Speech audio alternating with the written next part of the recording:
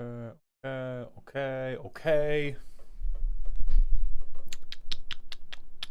Then we have the people. Okay.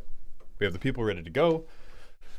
We have 5 decks. I need to set up Wheel of Names. I need to set up a random Scryfall thing. Oh, great. Still have Wheel of Names from the last time. Do right now in all caps because that seems nice. Hello, everybody. Hello, Helios, Animosity, Darkfire, Elikman. Good job on snapping up your cards. Hello, Army Hitch and Thunder Tempest. How are you all doing today? Happy Easter, Sirach. Welcome to the stream. Why is my rum gone? Thank you for the Prime sub for the 13th month in a row. Welcome back to the dog home.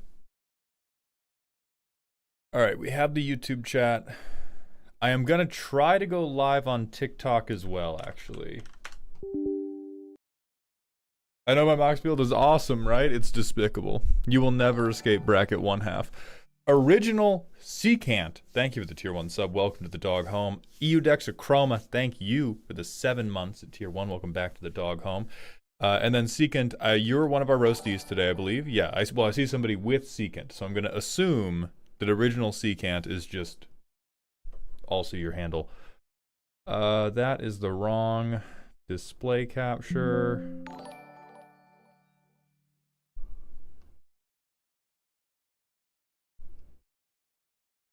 That is also the wrong display.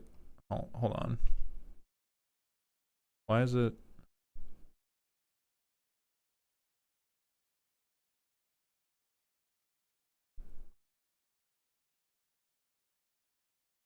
There we go. Okay. That's fixed. Don't have my camera though. Unplug this because I don't need the video game controller. I'm going to set up the camera for this. OBS virtual, no thank you. That one, thank you kindly.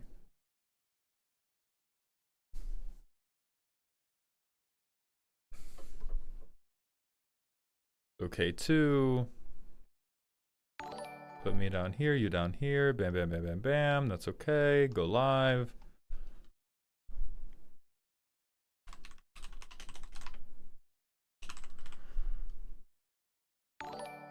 Alright, and then let's see if we can survive one stream when TikTok chat is actually pulled up on screen.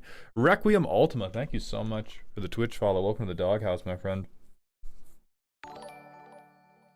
Rat Bastard, I'm so thankful you have your deck together for the deck challenge. You cannot, I'm not looking at it till Saturday. I wish you the best. I believe in you. Optimal McDog, thank you for the Prime sub. Welcome back to the dog home. I appreciate those Bezos bucks. Hey, Maud, how many 1-foot tall elks could you take in a fight?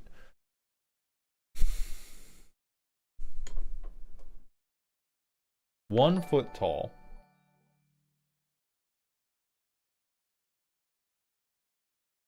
Leaving aside all the obvious, like, quibbling about, oh, terrain, oh, do I have weapons, like, oh, are they able to coordinate? I think easy up until 5. Easy until 5. 5 to 10, I still believe in myself, but a lot of it's gonna come down to luck. I think above 10, we have to talk about what terrain I'm in. We have to talk about if I have, like, tools or weaponry. If it's just, like, bare arena, no tools, no weapons, I think the 11th elk is killing me. Army Hitch, I'm doing a Bleach rewatch, and oh my god, I forgot how aggressive the filler gets towards the end. I'm watching the Mod Soul arc after Aizen, and I am tilting. Yeah, Z and I had a list of what all the filler you could skip in Bleach was when we were trying to watch the main series to get ready for 1,000-Year Blood War, and holy fuck. Boss, should the competition deck submissions be inherently dogshit because Super Friends is an inherently ass deck archetype? No. Part of this competition is to challenge the idea that you have to make a deck I would like to play. I think that was really pervasive through the Stompy challenge, and I think some flavor of that is okay, but Part of this is about showing off cool decks, and the type of decks I want to play are not the only type of decks in the world that are cool. So I really dislike Super Friends as an archetype. I think channel the spirit of Super Friends without having Planeswalkers in is a really interesting tweak. And me not wanting to play the deck is fine. That does not mean the deck can't be interesting. That does not mean the deck can't hit the marks that I am setting for it. How thematic does it have to be? Like, if my deck is a very thematic treasure deck, is that in the spirit or no? You have to justify to me why a treasure deck is Super Friends. That's it. It's in the PowerPoint. It's in the PowerPoint. The PowerPoint lays out your challenge is justify why the deck is super, why the deck is friends, why it channels the spirit of Super Friends. Some of the original notes that I've given people are, the more you go to combat, the more you should be worried. Not that you can't go to combat, it's not that you can't ever deal combat damage, but most Super Friends decks don't do a lot of combat damage. It's going to be really difficult to justify why your deck is Super Friends if you're like, oh yeah, I'm playing Joda, and here are all his friends, and then they just overrun you. Like, that is Super Friends in name only, and then you've captured none of the energy. So if what you're doing with treasures, there's a ton of different stuff. But if you're doing like, oh yeah, it's an Is It Treasures deck, and then Brutaclad turns them all into Thopters, and then they beat you to death, that's not very Super Frenzy. Terrashy, thank you so much for gifting 10 tier 1 subs. Welcome back to Dog Heaven. That is incredibly generous of you. That is so kind. Thank you so much.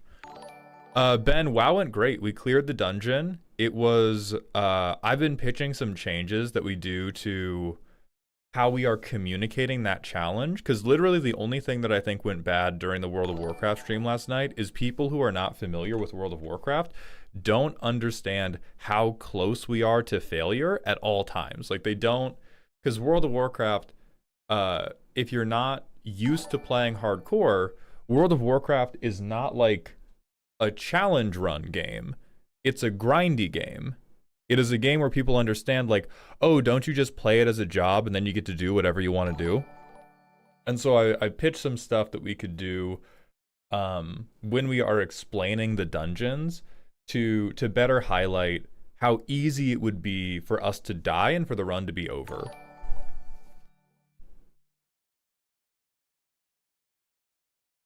Is theme/embodiment of Super Friends prioritized over thing you like, or is that a fuck around and find out moment? That's not fuck around and find out, loud and proud. Embodying Super Friends is more important than playing cards that I like. 100%. 101,000%.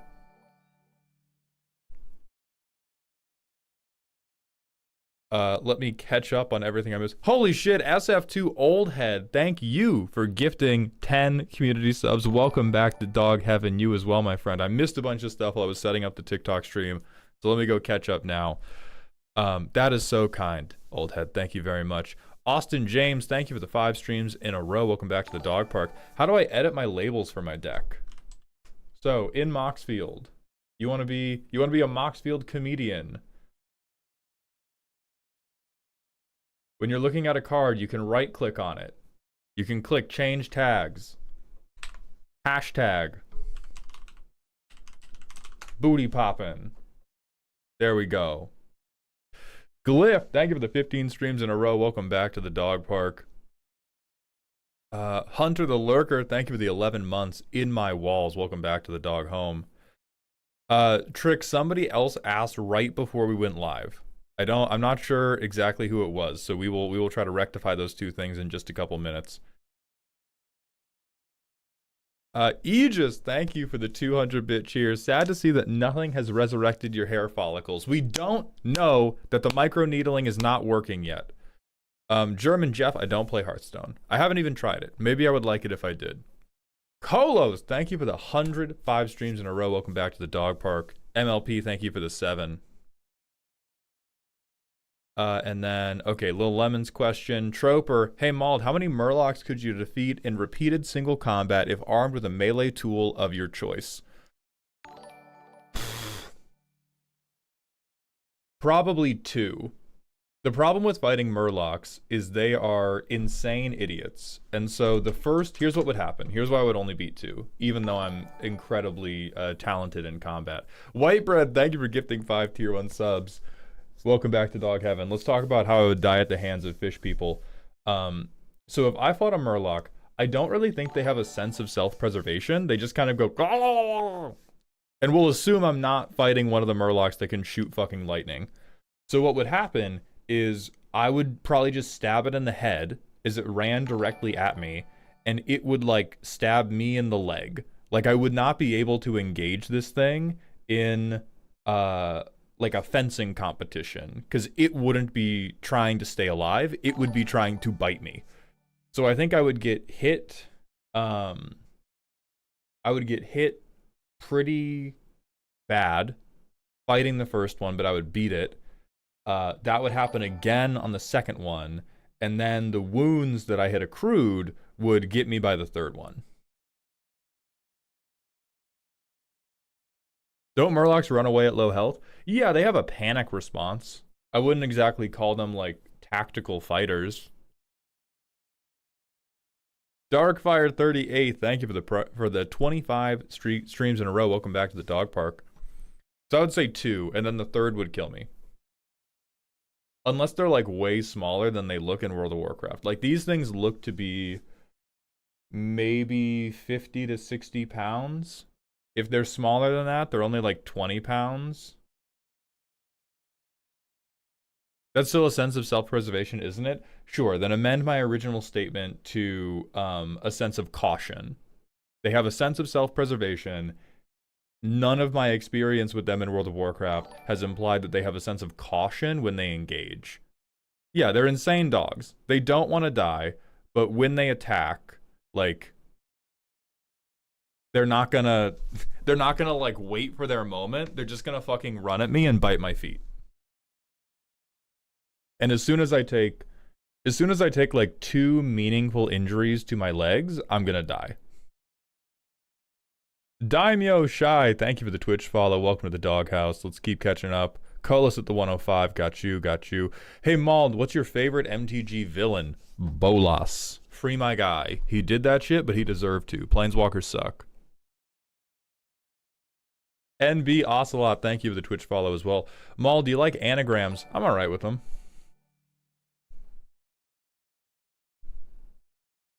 He is free? I doubt it. Lord Xavier, thank you for the 15 streams in a row. Hey, boss, I wanted to apologize for my message at the end of last stream. I thought you were doing one giveaway that day, and then the rest of my day you mentioned my bad. No apology necessary. That's a simple misunderstanding. I yap a lot during stream. I also speak wrongly during stream. I can't even prove. I don't have a solid enough memory to even prove that you heard that wrong. Mayhaps I said that wrong. So I appreciate you attempting to apologize. I don't accept. It's not a big enough deal for you to have to. But I appreciate you being here. Isn't Bolas kind of stupid though? Forgot the whole divide and conquer thing and just gathered up all his ops. See, that's why you would never be in charge of the multiverse.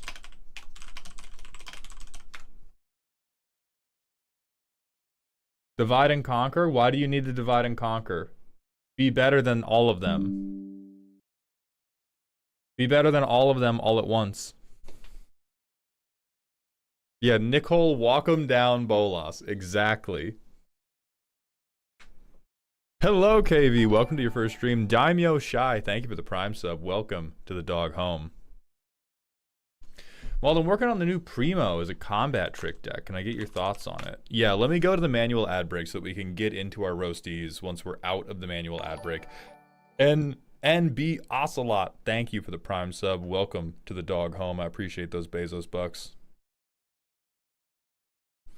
Hey boss, my mom surprised me with the anti-ool precon. What's your thoughts on it? Should it be upgraded at all or should I just leave it as it is? You should upgrade it. It is, I like it a lot. I like Jund. I like -1/-1 counters.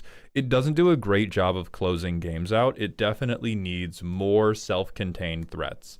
Like, it has a lot of very fun synergies, and it's also very easy with that precon to just, like, be moderately annoying for 5 turns and then collapse. Primo the Unbounded. Holy shit, Necromantic Comedy. Thank you for gifting 25 subs.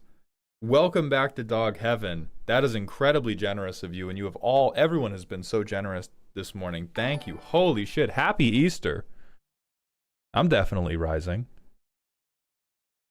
My face when I open your Twitch and I immediately get hit with the stupid ass lizard commercial. I don't know what that commercial is, but I feel so sorry for you. What are we doing today? We are doing Commander Deck Roast. So now that we have done the manual ad break, let me talk about this dumb fucking... That's such a terrible idea. Whoever said I'm doing Combat Trick Primo, I love you. I love terrible ideas. I love terrible ideas. That's a fucking great one. And then DMC, you've been trying to ask stuff. Let me try to scroll up. Enjoy Nothing. Thank you for the Twitch follow. Welcome to the Doghouse.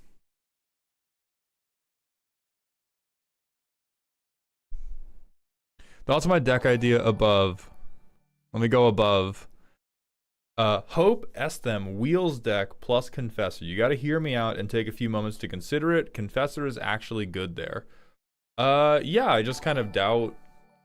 I doubt your ability to assemble the device quickly enough. It feels like it would exist at a weird place in the bracketing where you would want it to be powerful enough that wheeling your opponents becomes bad. Like, that's my issue. That's my only... I wouldn't even say issue. That's my only concern. If you want to do... Okay, Hope is going to mill people when I gain life.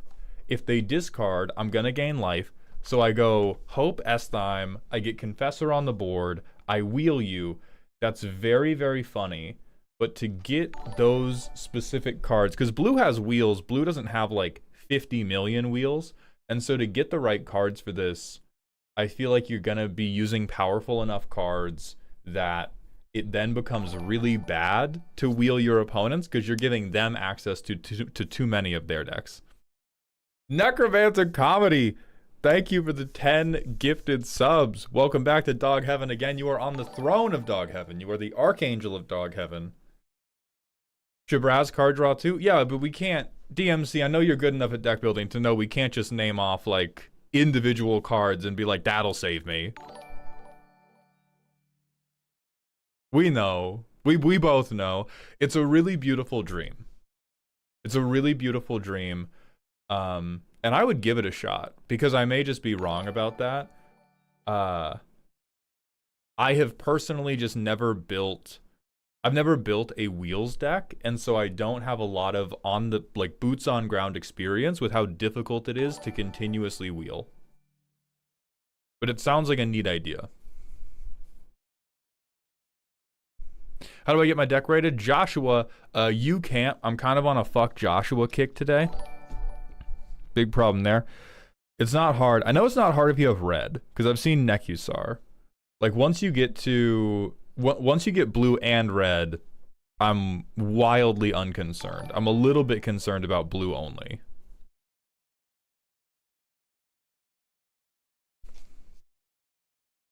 Mauled, what if I turn stuff into a creature, but it's just to sacrifice them for the deck building contest? I can neither confirm nor deny whether that would work. Maul, I genuinely love how activated your community is. You've cultivated a group of people with good senses of humor without being unrepentant assholes. Nice job. Thank you. Are you talking about the Discord?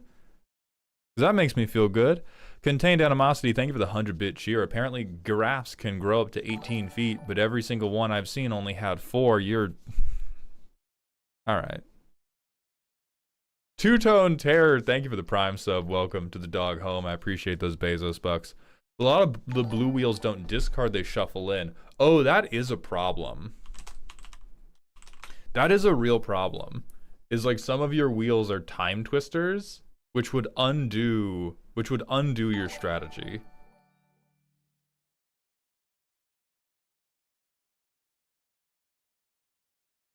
Good news, earlier today I got a literal Nazi kick from Warframe. Hell yeah. That's awesome. Good job.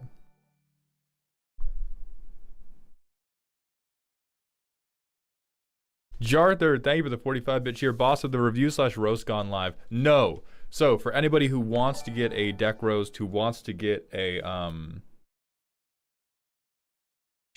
a deck roast or a deck review, I'm gonna put the commissions for this coming week up on Ko-Fi right now. Okay, wait, I need your help. What are some win cons for a Deadpool deck? I swear I made a video about this.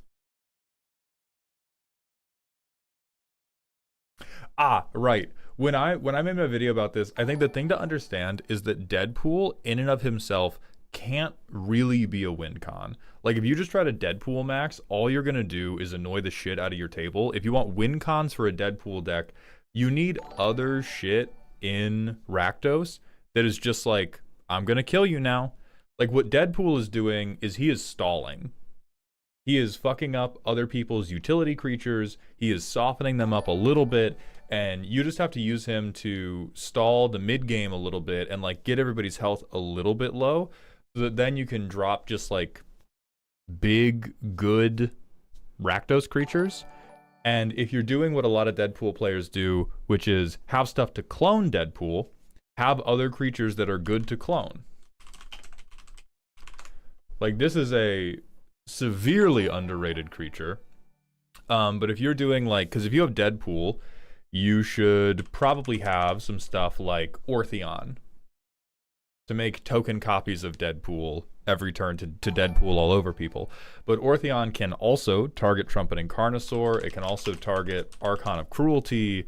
Like it can, there's a million things it can draw. But you need to have the win cons be totally different from Deadpool. It's just that the win cons are supported by the same thing that supports playing Deadpool over and over.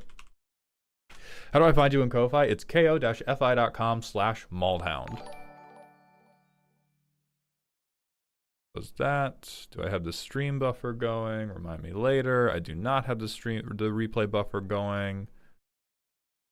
Bam, bam, bam. Are we still doing March Maldness for the contest or no? Yes, we are for day 2.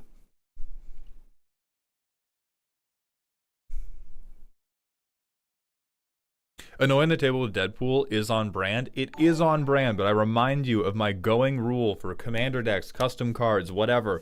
I do not care if you are in character, if the character is annoying the shit out of me and never winning.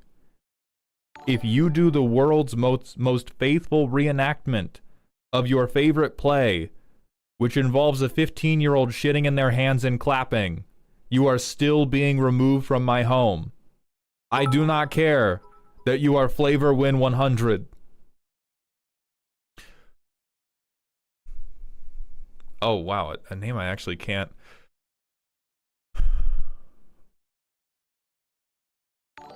Bromatthew 5858, thank you for the Twitch follow. Welcome to the doghouse. Terramelon, thank you for the 3 months at tier 1. Welcome back to the dog home. Oh, the first dino, Trumpeting Carnosaur.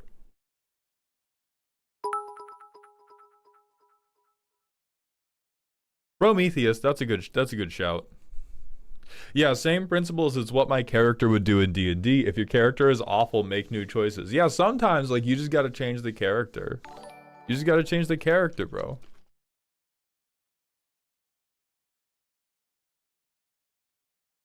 This doesn't apply to the Super Friends competition, right? A little bit, but Super Friends are certainly expected to be more annoying than the average deck. Archon is too slow, not if you have 5. Archon's too slow to, like, you're not going to win because you have cast Archon of Cruelty one time. Archon of Cruelty is tremendous for a value grind deck.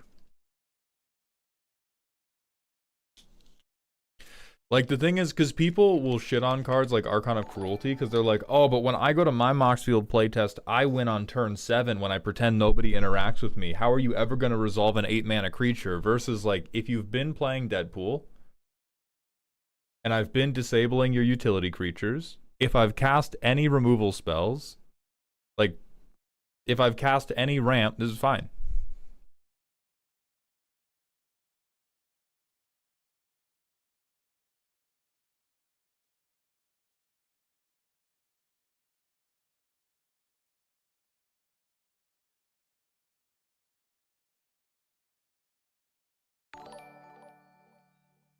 I am reading YouTube chat budget cart, but I just don't necessarily respond to it. It also depends on uh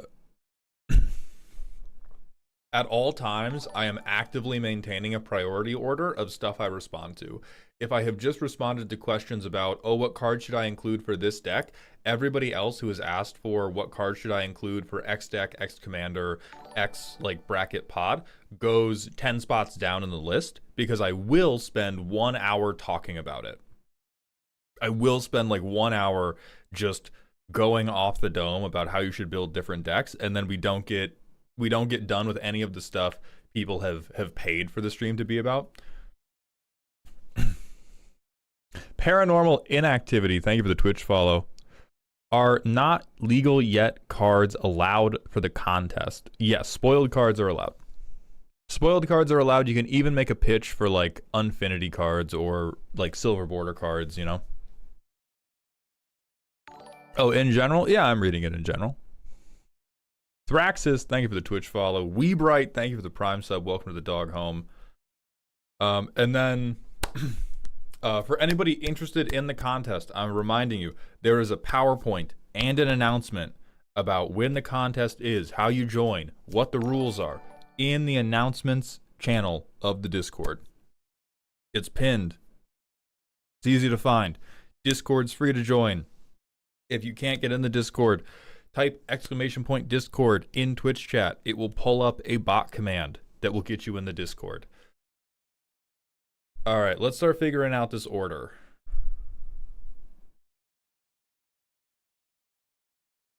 I'll switch, disable streamer mode. Okay, so who asked? Jia asked to go first.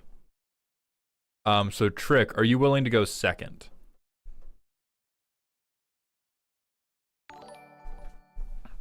Oh yeah, I still have to update the Ko-Fi. See, this is why sometimes I maintain that very long priority list and then I fuck it up, but we gotta update the Ko-Fi.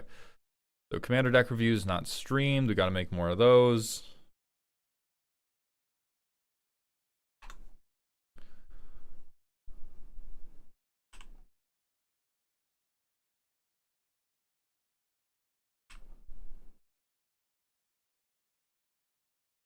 Okay, so I think...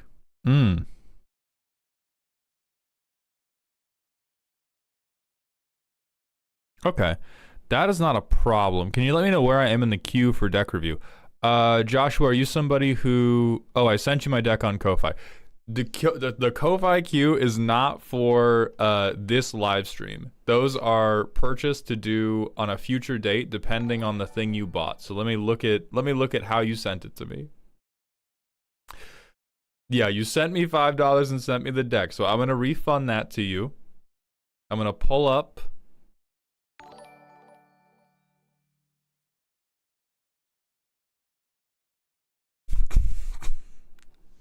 I'm gonna pull up the entirety of my about section on the Ko-Fi for our viewing pleasure. Then Basher Phoenix Lance, thank you for the Twitch follow. Welcome to the doghouse. Okay, and then Will the Doctor said, Dear Maul, I'm not going to take in this part's challenge, and I'm not going to be watching the stream this Saturday and Sunday. I just don't get how to build a deck around the deck building restrictions. That's interesting, because it's like the broadest one we've ever done. Like the entirety of the challenge is, it's also fine. Like again, if one deck contest fails, who cares? But basically the entirety of Super Friends with no Planeswalkers is build a deck of thematically related permanents that get value outside of combat. That could be Group Hug. That could be... It would be hard to justify this. That could be Aristocrats. It could be a life gain deck. It could be a mill deck, probably. I don't know exactly how you would group the creatures, but it's like you can do so much shit with it.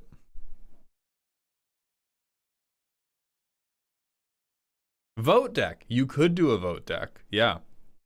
Hey boss, why is the Google form titled December deck reviews? Because it doesn't cause problems to have it titled incorrectly. And so it's never been squeaky wheel gets the grease. Would it be easy to fix? Yes. My current schedule, I schedule everything I do from 8 a.m. to 7 p.m. every day. And none of those things are ever correct the titling of this deck. Value outside of combat is the primary idea, then yes. I would say that's the place you should start, for sure. If you're primarily getting value through combat, you are almost certainly running afoul of what Super Friends is normally trying to do. How do I use O-tags? So if you have a card you like on Scryfall, if it's Archon of Cruelty, you click Open on Scryfall Tagger. If you look under Card, this is every O-tag that is associated with the card. So you can see Draw Engine, Discard, Cantrip, Repeatable Removal, Repeatable Crime, Spot Removal, Repeatable Life Gain. And then if you open that tag up,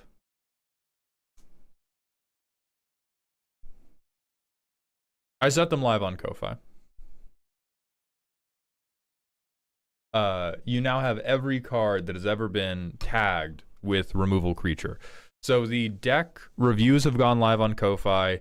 Thinking ahead, we are not going to do any roast streams this coming week because I am doing...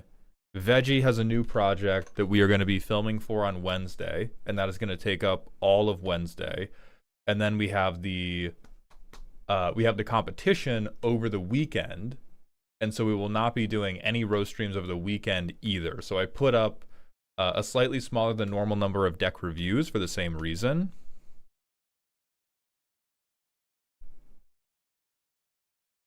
Kind of hard to get value outside of combat while trying to stack Super Friends, especially when most of the value is like either Aristocrats and or Group Hug, and Aristocrats doesn't really give the friend vibe, and so Group Hug is mostly just going to end up being that. One, that's fine. Two, I think giving the friend vibe, you are limiting your own creativity by assuming that they can't fit the friend vibe. We have all had friends who were leeches, and then for if it all ends up being Super Friends, that's acceptable. The last competition, every deck was Stompy. Like, hey, guess what? Burn isn't combat. Burn's not combat. Life loss isn't combat. Forced discard isn't combat. Like, there's so much. Yeah.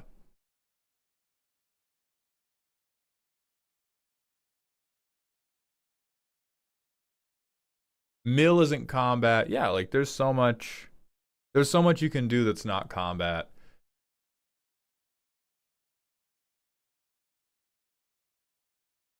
Forced fruition. True, sure.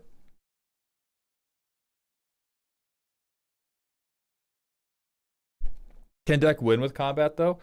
So yes and. Yes, you can. You are not banned from going to combat. It is simply like this is not how the grading scale is actually going to work. But if you consider like if you need to get 100 points to have a good deck, and you can earn points by being super, by being friends, by like channeling the spirit, I would say like every time you have to hit somebody, take 5 points off.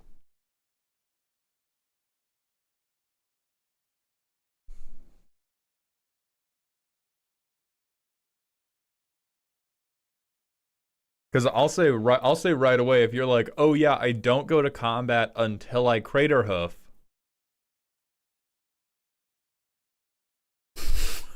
I would be sweating. I would be sweating if your idea was a pillow fort deck that makes 51-1s and then wins with crater hoof. That is just an overrun deck. That's just an overrun deck.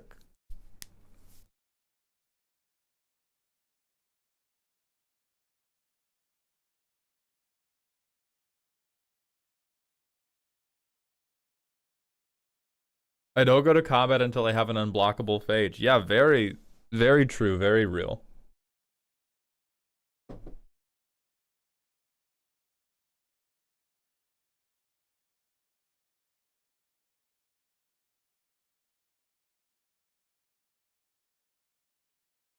Joseph, I'm having a pretty good day. How are you doing?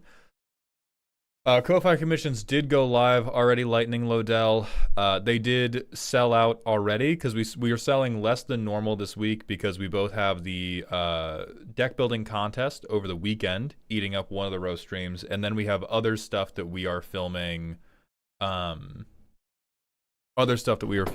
midweek. Group hug that wins via insurrection. That's clever. That's all I'll say about that. Not seeing a way on the Ko-Fi, not seeing a way on the forum to associate my Ko-Fi name.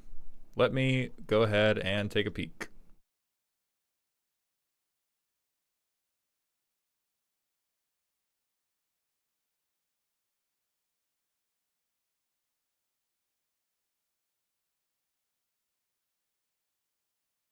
Most people, I think, have been defaulting to putting it in with their email, so I will make a separate little place for you to put it in. Ko-Fi handle, short answer. There we go. There is now a place for you to save your Ko-Fi handle.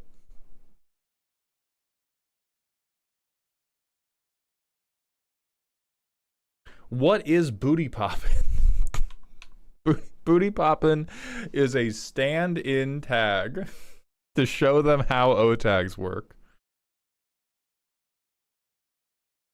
It seems like your audience cannot understand the what would you do with an elephant application question is about how you think, not what you do.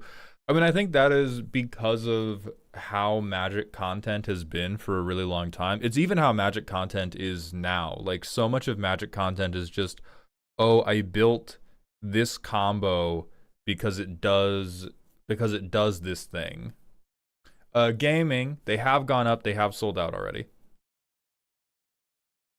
You can just put it in with email now, Alchemy. Don't worry about it.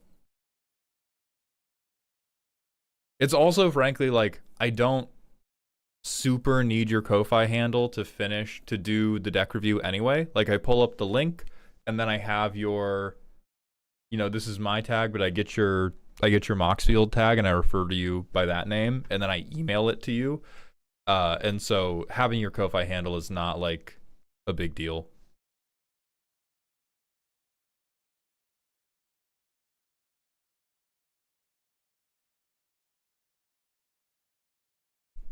What should be in the pronoun sections of that form? The pronouns you would like me to refer to you with when I do the deck review. I even give you an example. It's like, because even when I do the review, even though it's not a roast, I'm probably going to, like, reference you personally.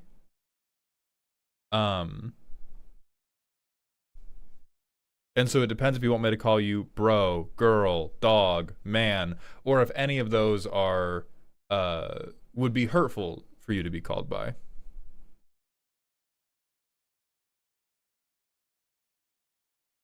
Lightning Lodell, thank you for the 7 streams in a row. YouTube, the best place to watch your streams? YouTube or Twitch, both fine.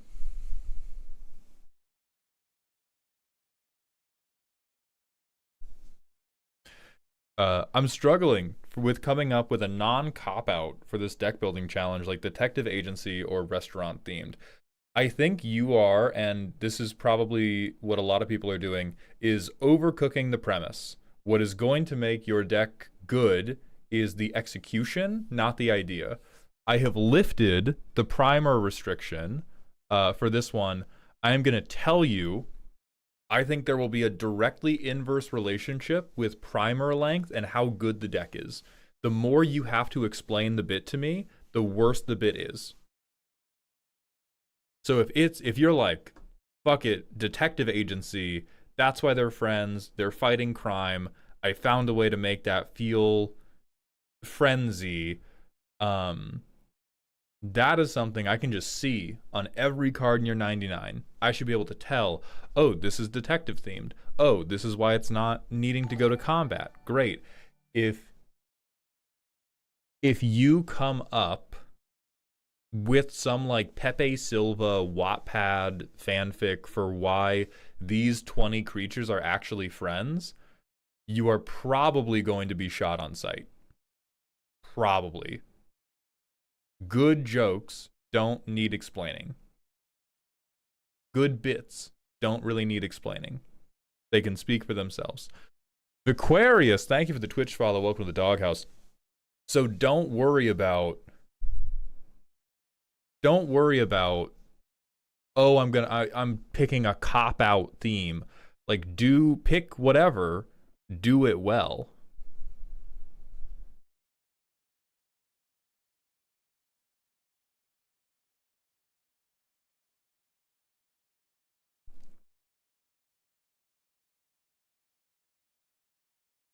Sai, goddamn. Sai, I want to believe in you, brother. You just sent me your deck. I doubt you did.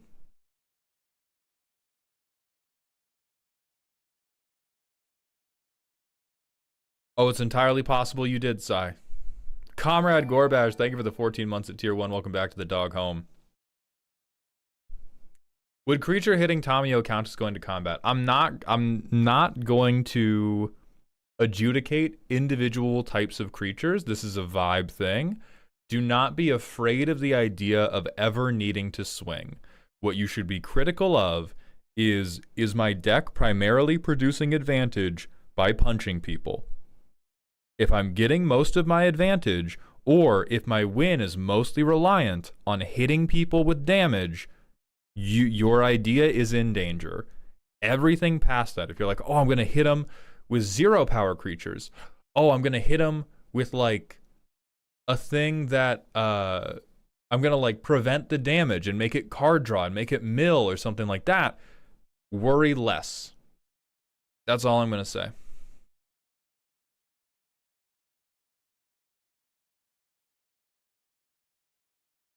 Thoughts on having it be close to planeswalkers? Go nuts. My deck is mostly modal spells to be planeswalker abilities. That's not, hey, the premise will not pass you through phase 1. Sure. I need to see how it works. Like I need to see the actual cards.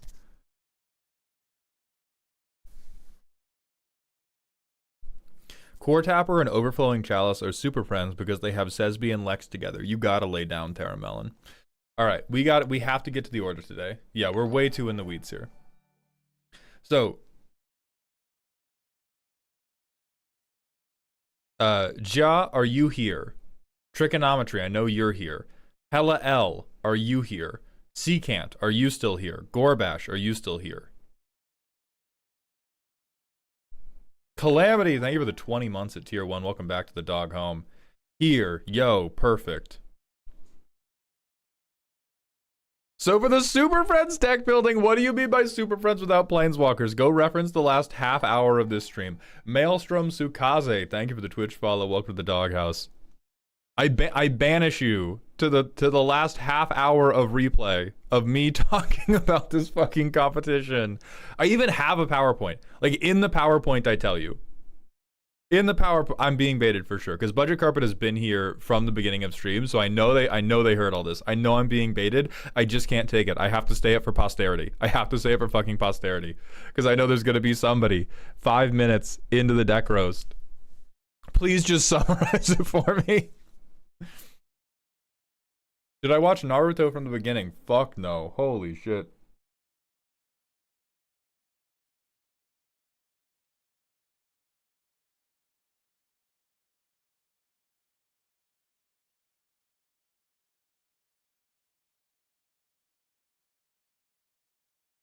All right, we're going to go with Ja first and then Trigonometry. So Trick, will you still be good to go if you go second?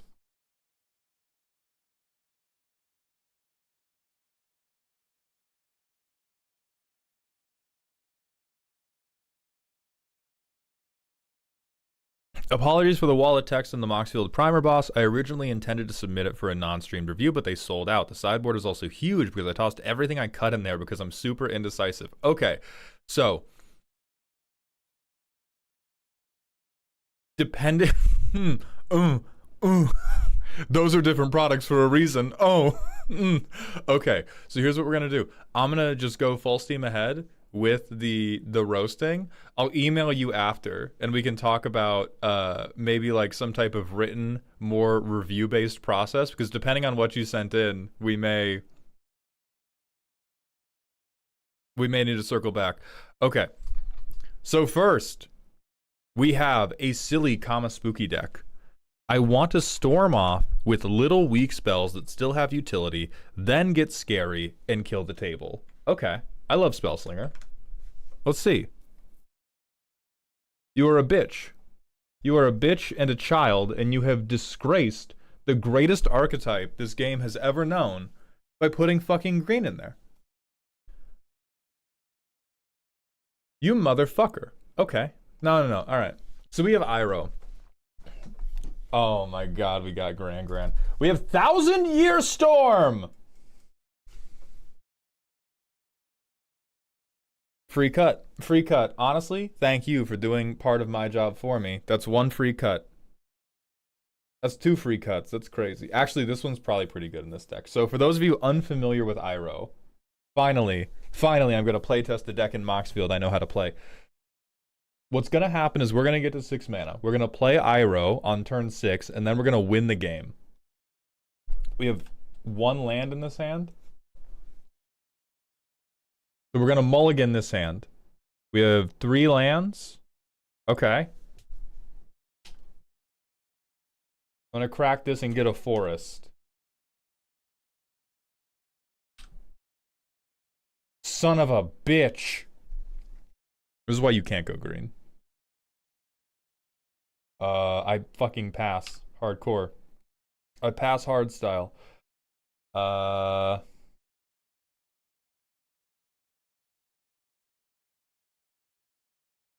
think getting to... Oh, okay. Yeah. Somebody watched the veggie short. Great. Good for you.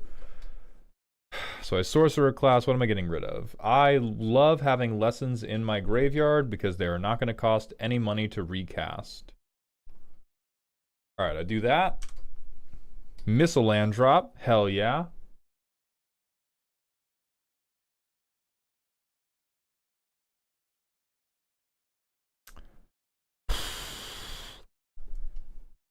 I want to set this up, but it's going to make everybody shoot me. And I can't play anything else in my hand. All right, I'm going to Cycle of Renewal. And I'm probably going to need more blue pips, so give me an island.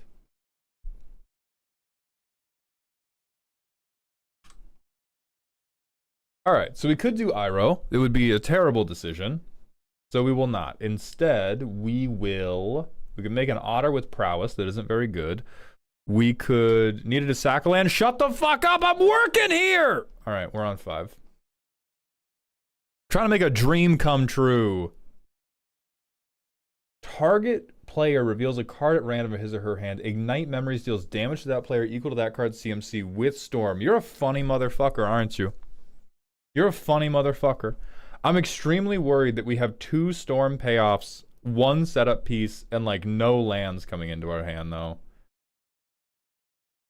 Alright, so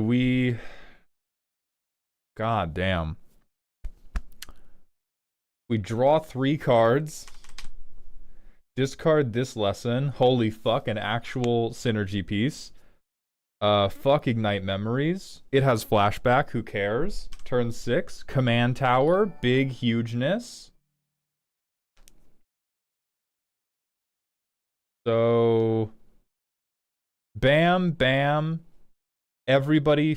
Well, no, I need to get Iroh, because it needs to be like a win the game Storm turn when he comes down. Okay. Now we'll get there. Okay, Faithless Looting, good card. Let's see what we can do. Turn 7. Iroh's here. These are all free to cast. I'm going to draw 3 cards, discard 2. I get an Artist Talent trigger. Goodbye, Rawl. Draw a card. You would have been super useful 5 turns ago. Draw 3 cards. Discard Price of Freedom. Phenomenal. Storm count is 1. Hold on. Where is a... Give me a token to track this dog shit. Clue. Storm count is 1. I will Price of Freedom somebody. Destroy an artifact or land they control. I also get to draw a card. Goodbye, land. I discard to draw. And then I get a normal draw. I have Soul Ring. I will play this to get a pip. I will Faithlessly Loot. I will discard this to draw a card. I will draw 2 cards. I will discard this. I will discard Soul Ring. So now what the fuck do I have in my graveyard? Alright, I shared Roots. I discard this to draw a card. This comes out on the battlefield tapped. None of this is doing any damage to my opponents, but my storm count is 4. Yippee wahoo. Yippee wahoo. I am not going to my next turn. We still have plenty of bullshit in my graveyard. Okay, I will Solstice Revelations. I will discard Ash Barrens to draw a card. Exile till I hit a non-land. Accumulate Wisdom. I have 1 mountain. It goes to my hand. Please tell me I have more lessons. I do. We're not even going through this, but I discard Accumulate Wisdom to draw a card. All right. So it seems like we have an 80% functional Storm deck, and that last 20% is making us trip and fall flat on our face in front of our crush. Like, it doesn't appear poorly built. It seems... I have 2 mountains? Where's the second? Oh, these are typed. Okay, then whatever. We cast Accumulate Wisdom. Whatever is happening with this turn, we get our storm count to an amount that should kill somebody, and then we pass and die. Because we don't have any way to translate this into damage on the field, and I doubt we have any way to make the mana that we would need to make to get Elemental Eruption, because we tapped out to play Iroh Grand Lotus. So the first thing I'm going to recommend to you is Iroh Grand Lotus is not a guy who wants you to play cards with Storm. You can, and perhaps you have this in the deck because it's the OG, you can maybe get away with Grape Shot. But Iroh Grand Lotus is not the guy who wants to play, what was that fucking dragon card? What was that fuck-ass dragon card I was looking at? Elemental Eruption. No. Like, the bitch who wants to play Elemental Eruption is fucking non-CEDH Stella Leaf. Because the way Iroh wants to play, he's incredibly threatening. There are a number of ways to do mana-free Storm the moment he's out. So what you want to do is curve out into your Gutter Snipes, into that one. There was a 4-mana guy who was like the right choice. We just drew him too late. We need to have a clearer plan of how by turn 6 we are going to have a Gutter Snipe and an Artist Talent on field, and then you play Iroh, you win. Sorry, the combination would be Gutter Snipe, Artist Talent, and then other Iroh. We got... Flashbang by the actual commander of this deck. Fuck! Yeah, the EDH Rec Classic. EDH Rec Classic, hell yeah. It is a Gutter Snipe. They were right. Because the thing to understand, everything you have in here that is tagged a lesson, this is the card that's actually in the deck. Like, I don't know how exactly you picked your lessons, but when you play a lesson in this deck, here's the little art.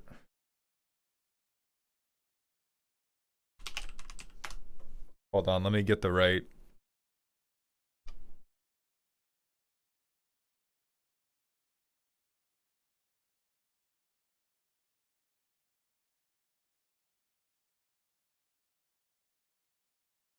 That's every lesson card you play in this deck, okay? It's useless. It's complete dog shit. You just need it to have the type lesson on it so that Iroh can keep casting it for free. All the stuff that actually matters is the stuff like Thunderclap Drake that's going to get him from 1 mana to 0 mana. and the stuff like long shot that's going to make them actually kill your opponents. So the way we set that up is if you want to, we want to get this to bracket 3-ish without breaking the bank. Doing it on a budget is going to be difficult because the correct things to do are to bring in tutors to find these guys more reliably. You're playing nearly every one of them that exists. There are some things you can play that would be a little bit cute and I don't think cost $1 million. Still $1.30 for this card. Fucking stupid. This will do it. It'll help your opponents a little bit too, but maybe that's a good bargaining chip so they don't fucking buzzsaw your nutsack on turn 4.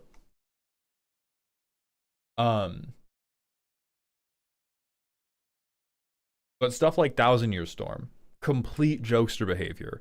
Thousand Year Storm is saying like maybe you're treating it as like a backup for Iroh, but really what you're saying is I want to untap with Iroh. Anything that requires you to untap with Iroh is a mistake, in my opinion.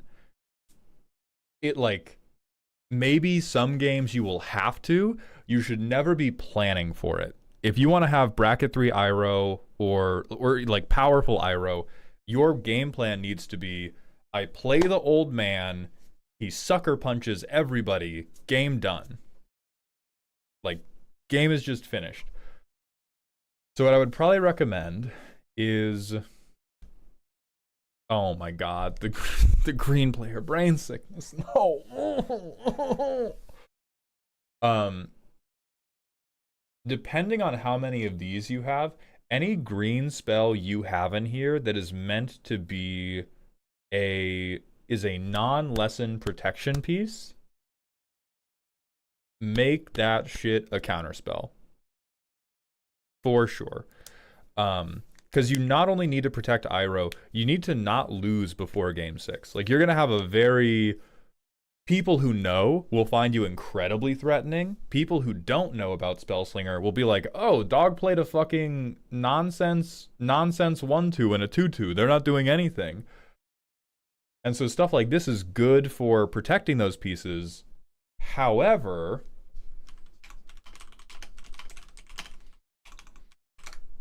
an offer you can't refuse is also good at protecting those pieces, and it also ramps you if you counter your own spell. Like, if you cast a free lesson, like Lost Days, where you don't actually care about resolving it, you just care about casting it to keep the chain going, offer you can't refuse yourself in the late game to get 2 treasures to help push you over the line.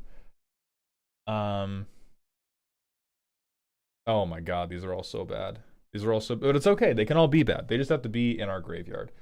So I think the things you have done correctly, Faithless Looting, good card, great. We have some removal, good idea. We have... Oh my god, we have a lot of lessons. We have Chakra Meditation, very good card. Artist Talent, very good card. Even Sorcerer class, I'm okay with, because it does a little bit of, like... It does a little bit of grave filling early on. I hate Thousand Year Storm. I am okay with Rawl. He is, like, the greediest I will let you get. I don't love Sokka. I don't love Rite of the Dragon Caller. Zhang fucking sucks. Holy shit. Oh, these are sideboard. Okay, thank God. Never mind. Forget those. So these are all fine. Yeah, what I would recommend is you take everything that's over 3 mana that is meant to be the, like, outlet storm spell, and you cut it, and you tutor Gutter Snipe. That fixes every problem you were having with this deck. Like, we have all the personality of an Abercrombie and Fitch mannequin, but at least we're going to be well-dressed. Yeah, Defense of the Heart would be awesome. Like, we have access to green. Let's use green for what green is actually good at, which is not just protecting their creatures.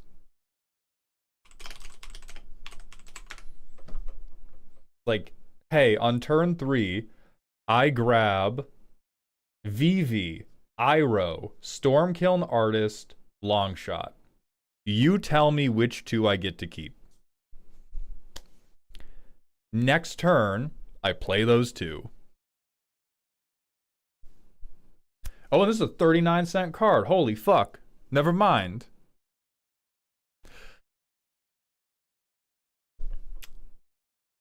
Are we allowed to list spoilers? Yeah, for sure. Ooh, Analyze the Pollen is a really good shout here. Analyze the Pollen's awesome because we're gonna have shit in our graveyard and we might have to give up some lessons for it. But this is either gonna get us our land drop. Oh, yeah, this is really good. Holy shit, we're actually gonna do it on a budget. Well, Formidable Speaker is gonna cost $1 million. This is a $9 card, so this is pretty expensive.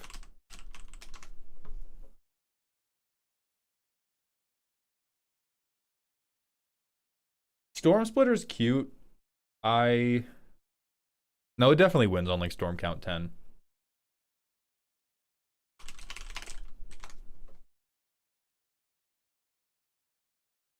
Oh yeah! Oh baby! Nice and cheap mana wise, nice and cheap price rise, but like that's what's gonna bring you to bracket 3 is get rid of the things that would want you to wait a turn after you get Iroh or delay Iroh by a turn. Just get better at having like Vivi and Uncle Iroh on the table by the time you have 6 lands, and then go crazy. This opening hand is no lands, which is fucked up. Is 1 land. How many lands you got, dog? 35. That's on the low end, but we're also trying to wheel through a whole deck. So I kind of get it. Manamorphose? Oh, shit. I don't think we need to do this. It's fun that we can, though. I don't think you have to. I think the much more important problem to solve is this is just not the elemental eruption deck. Like our commander is the top end. Our commander should be the only expensive thing in the deck if we want it to be bracket 3. If we want it to be bracket 2, we can play like elemental eruption and stuff, but if we're playing in bracket 2, we should not have things that make this 0. Help on lands would be appreciated.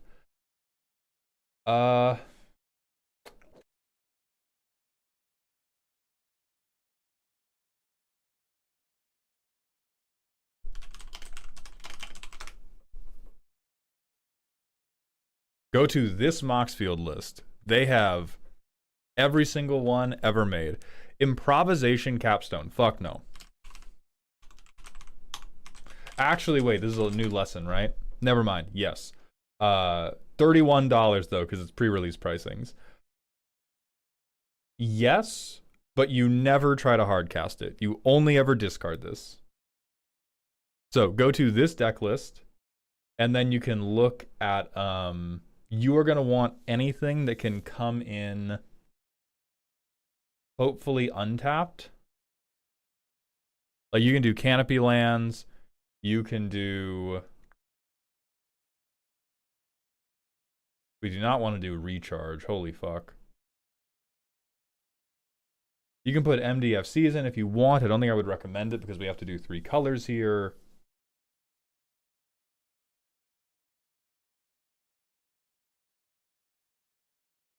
But I would just browse through here.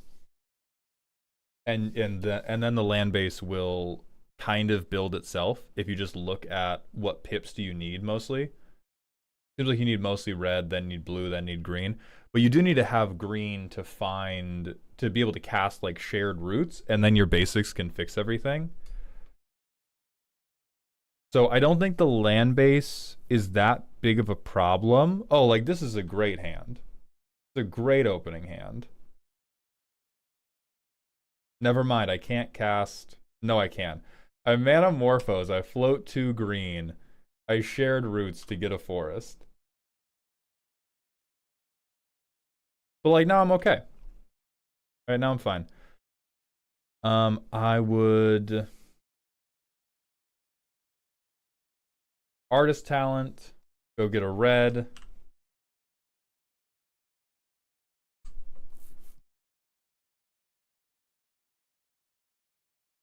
This is a really bad lesson. This is what I'm talking about when I'm like, we play hot dog shit just because it will trigger what we need to do. So I play Electro. Everybody gets fucking terrified, as they should. And this is another situation where lacking counter spells is going to be really bad for us because we can't. This is now, on our next turn, we would very much like to win the game. But instead of being able to protect our win the game setup, we have bad lesson, bad lesson, bad lesson, removal spell. And so even if this was a counter spell, we would be a little bit happier, even though Pongify should probably be in the deck anyway. And then we go and miss our land drop.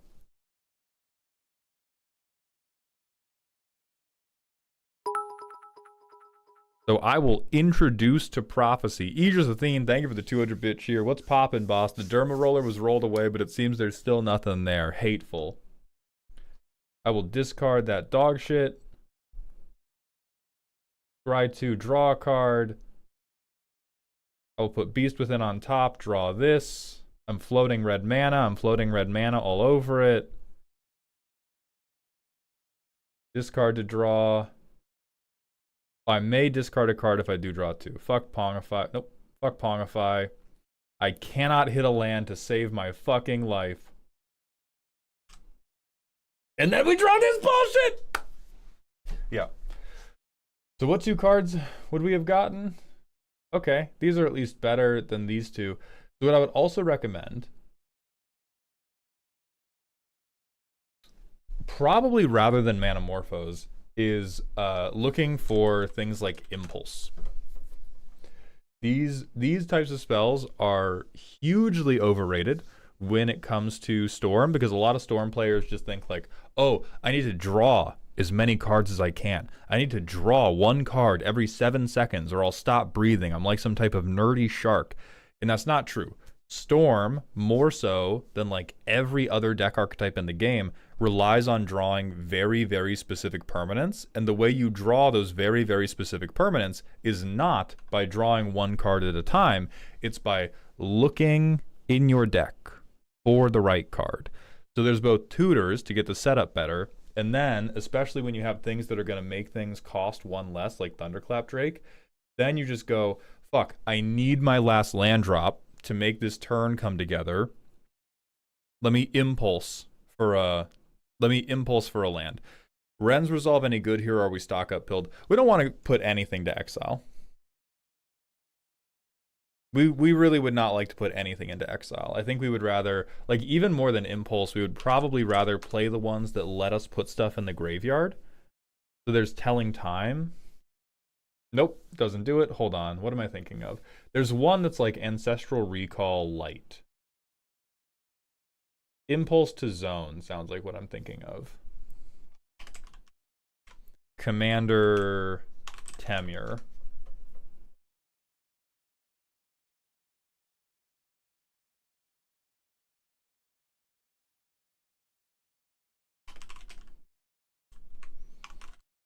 We'll put Graveyard in the search as well.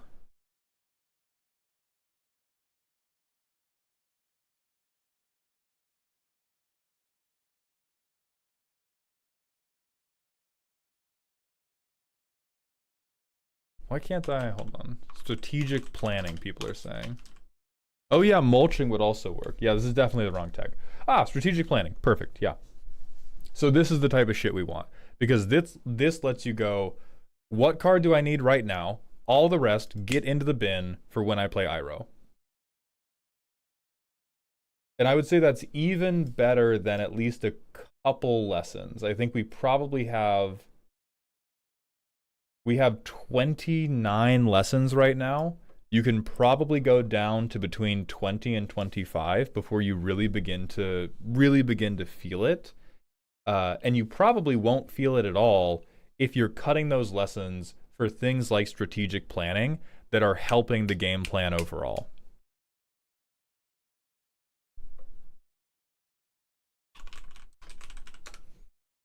Careful Study. Oh yeah, Careful Study is also great. This is $1 million though. $10 million even. They have Frantic Search already.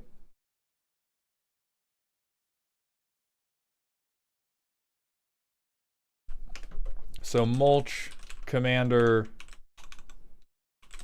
Temur. I saw your suggestion for See the Truth. I'm just not looking at it because I'm presuming it's another mulch card. And if it's another mulch card, this is in the broad category of thing they should play.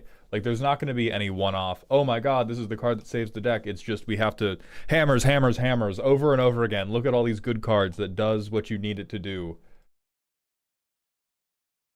Yeah, you could even play really dumb shit like Cache Grab. Strategic Planning. Picklock Prankster could be good, but it can't grab you a land, and we really need you to be able to grab a land.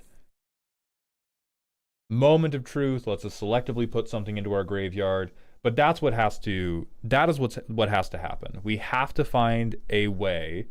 You could play Fact or Fiction. I don't think we care to, because it's a pretty expensive card that is not a lesson. And again, we want to be tutoring our setup creatures, or we want to be playing Iroh and winning.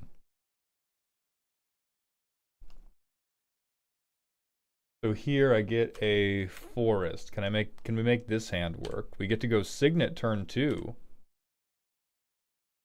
I'll play the Stomping Ground tapped. I'll play Chakra Meditation.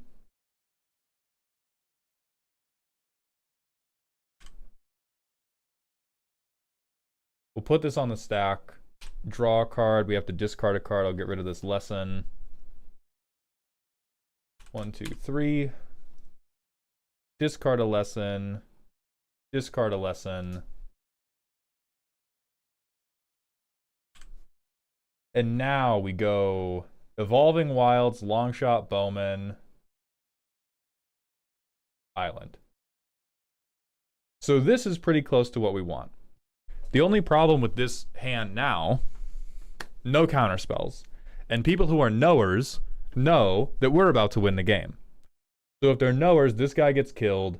We then have to take a turn off playing like Electro, playing like hard casting Illuminate History, that type of thing, which is why I want us to be mixing in a few more counterspells as well. But if this happens and they don't counterspell us, we go, okay, Iroh with 1 mana floating. Let me stack this. So Storm count 1.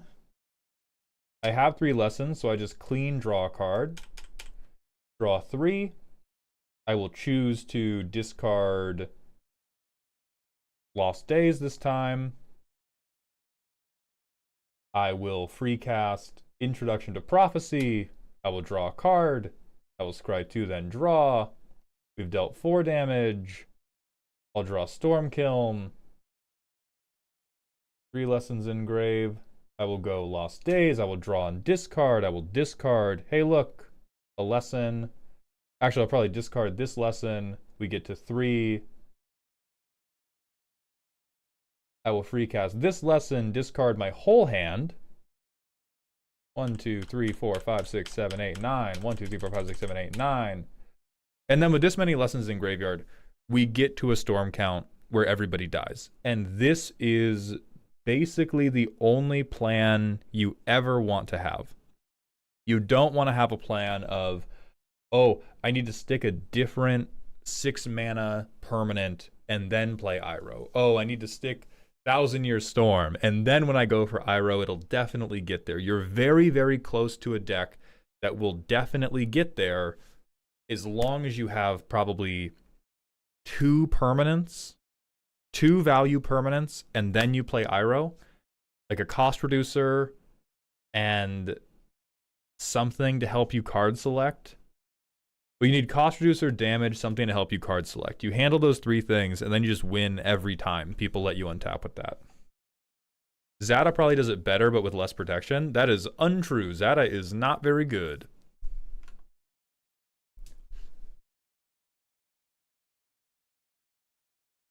And then you're solid. So your problem here, Gia, is you're mixing and matching. You're mixing and matching the strategies of tiny storm commanders with big storm commanders. You're mixing and matching stuff that like Stella Lee players get to do because they've played their commander early and their commander's really mana efficient, or stuff that like VV players get to do because they're floating 1,000,000 mana.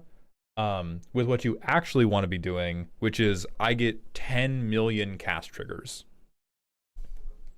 So go forth, do that, fill your graveyard, tutor for the creatures that matter, and then your bracket 3, no questions asked.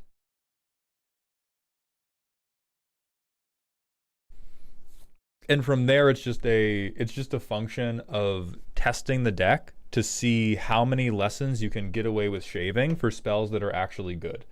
Like your good lessons can probably be counted on one hand.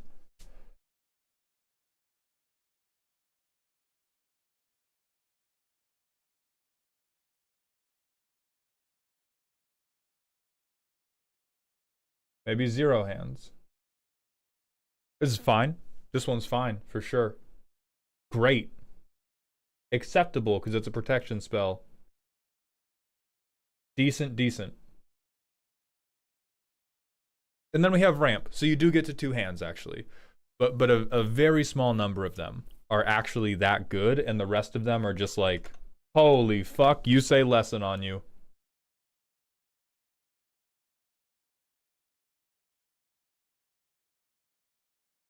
Holy hell. Holy hell, they're so powerful.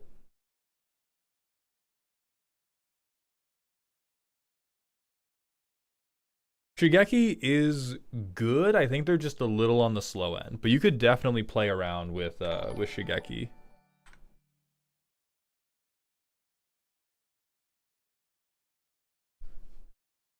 Admittedly, I'm trying to flavor win with Iroh as the silly bean who suddenly shows his teeth when he's already won. That's what I'm. Yeah, I feel like that's what I'm recommending to you. I feel like Elemental Eruption is the opposite of that. Right? Like I feel like the really expensive like Thousand Year Storm, that's the opposite of that. That's a monologue. That's the that is the villain who spends 10 hours telling you about their master plan without actually getting to it, versus Iroh comes down and wins is the like, oh yeah, he's just a doddering old man, don't worry about him. He missed his fucking land drop. Nothing bad's gonna happen. And then when Iroh pulls up, shit gets very real immediately. And then it's like, oh my god, Iroh's here, we have to do something. It's too late. Iroh's already beat you. Like that's what it feels like to me. Zachary, you've not missed it. That's going to be next weekend when the contest is actually happening. Fair, because both of those require untapping again to use properly. Yeah, untapping in a Storm deck is monologuing. That is a very different play pattern than a lot of other archetypes. But if you are in a Storm deck and you're like, yeah, I'm going to tap out, I'm going to spend 6 mana, and then I just need to untap, that's a victory lap. That is not look at look at how well I've built my deck and my master plan.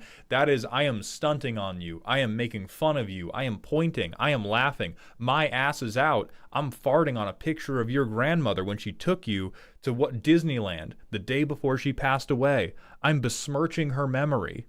That is what casting Thousand Year Storm is. What about untapping with Shadow of the Second Sun? Go lay down. Go lay down. We're going to the manual ad break, and then it's time for trigonometry. If I wanted you to review multiple decks, would you be okay with that? Yeah, if you buy multiple deck reviews, for sure. Absolutely. All right, bathroom. I got to turn my lights on. We're going to spin the wheel. This is to see when we do the free deck roast. The free deck roast will definitely be happening. It's just a matter of when.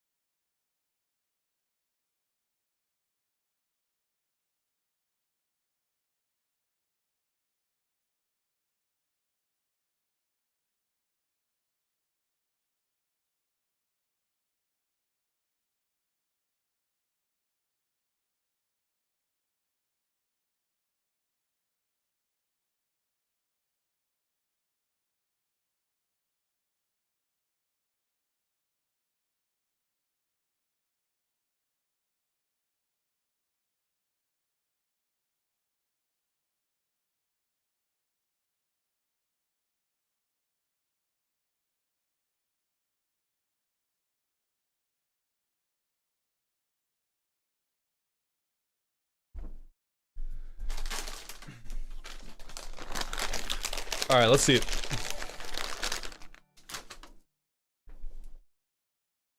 Are we going into the raffle? Hi, Ruler. Thank you for the Twitch follow. Welcome to the doghouse. Not right now.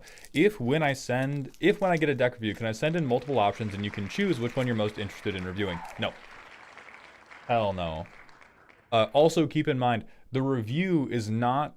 The primary goal of the review is not for me to make interesting content. I'm still posting it to the VOD channel. The primary goal of the review is for me to help you with the thing you care about. Asking me which of those things I care about the most is covering up your soul. You come here and you tell me transparently, this is my baby, I want it to be better. I'm gonna help, I'm not gonna shame you. I might make a snarky joke, but I'm not gonna shame you. There's no which do I like most, it's which do you like most. Hey Maul, they just organized all 12,000 cards into color. That will go great with the train collection, dog. I'm so happy for you. That's sick. That is... I would never have the willpower to do that. I am proud of you. That is so much more gumption than I have. The Silver Hand, thank you for the Twitch follow. Welcome to the doghouse, my friend. It took 3 days. Genuinely impressive. That's speedy. But what if I'm trying to conceive of an idea and keep going back and forth on what commander best works for the concept? Put that in your primer. I have provided that advice before. Is well within the purview of a deck review for you to send me a deck and say, I want to do this thing. I'm not convinced this is the best commander. Could you remark on if I have made the correct choice of commander or if I should change? It means I will likely do a more macroscopic look at the deck, and I won't spend as much time talking about your 99. I'll spend more time talking about the idea in question. But it's super. I've done that before. I will do it again.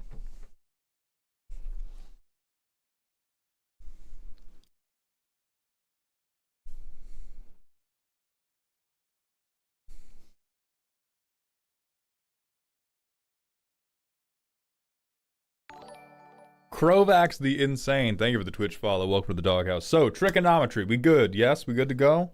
I'm so sorry if it's too late for you. I know we're running a little bit long. I'm going to put my brain back in the pocket. All good, man. Hell yeah. This was a great show. Okay, from trigonometry, we have silly, comma spooky. Make thopters, make big artifacts, buff thopters. Leonardo dreams of his flying machine. This deck aims to portray the story of how the real-life Leonardo da Vinci dreamed of an ornithopter and after waking proceeded to draw sketches of the contraption. One fateful day while developing concepts that are still used in aerospace engineering today, Leonardo da Vinci met his evil twin, Waleo da War Crimes. Shut the fuck up. No. No, no, no.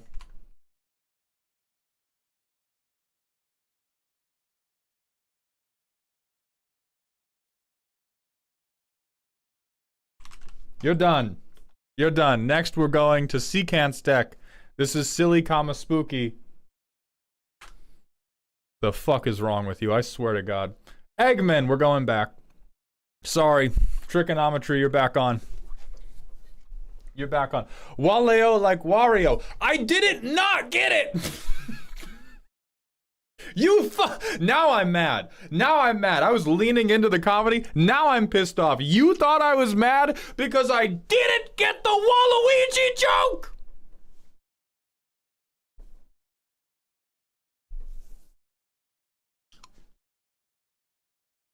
You got me fucked up.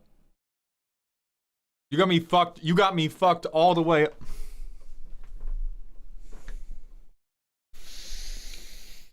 Okay. Fuck the rest of your primer. Let's see what you do. I've seen Leonardo da Vinci decks. I know these are evil. I know these are evil.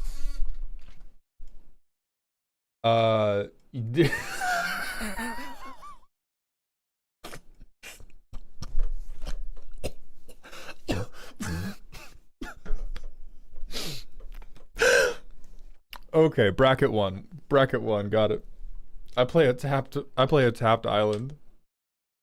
I play an untapped island. I fucking skip my turn! I skip my turn! I skip my turn. Oh, we're waterbending, baby! I skip my turn. Alright, turn 8. My third land has hit the table. Turn 9, I skip my turn. Oh wait, no, we have Leonardo. So I play Leonardo, turn 10. At long last, I resolved the magic mirror. I have successfully cheated the magic mirror into play slower than if I had land dropped. What the fuck do you have in here? You have 38 lands somehow. Let's go to visual grid. You know the archway was a land, right? Probably. Build a Thopter workshop. All wrong. All wrong. Cool of you to put me in your commander deck, but all wrong. Modifying Thopters with machine guns, Thopter payoff / anthems. Hexproof, nice. Okay. We could stack a few of these. This guy still sucks. Forsaken, yeah, sure, Forsaken Monument.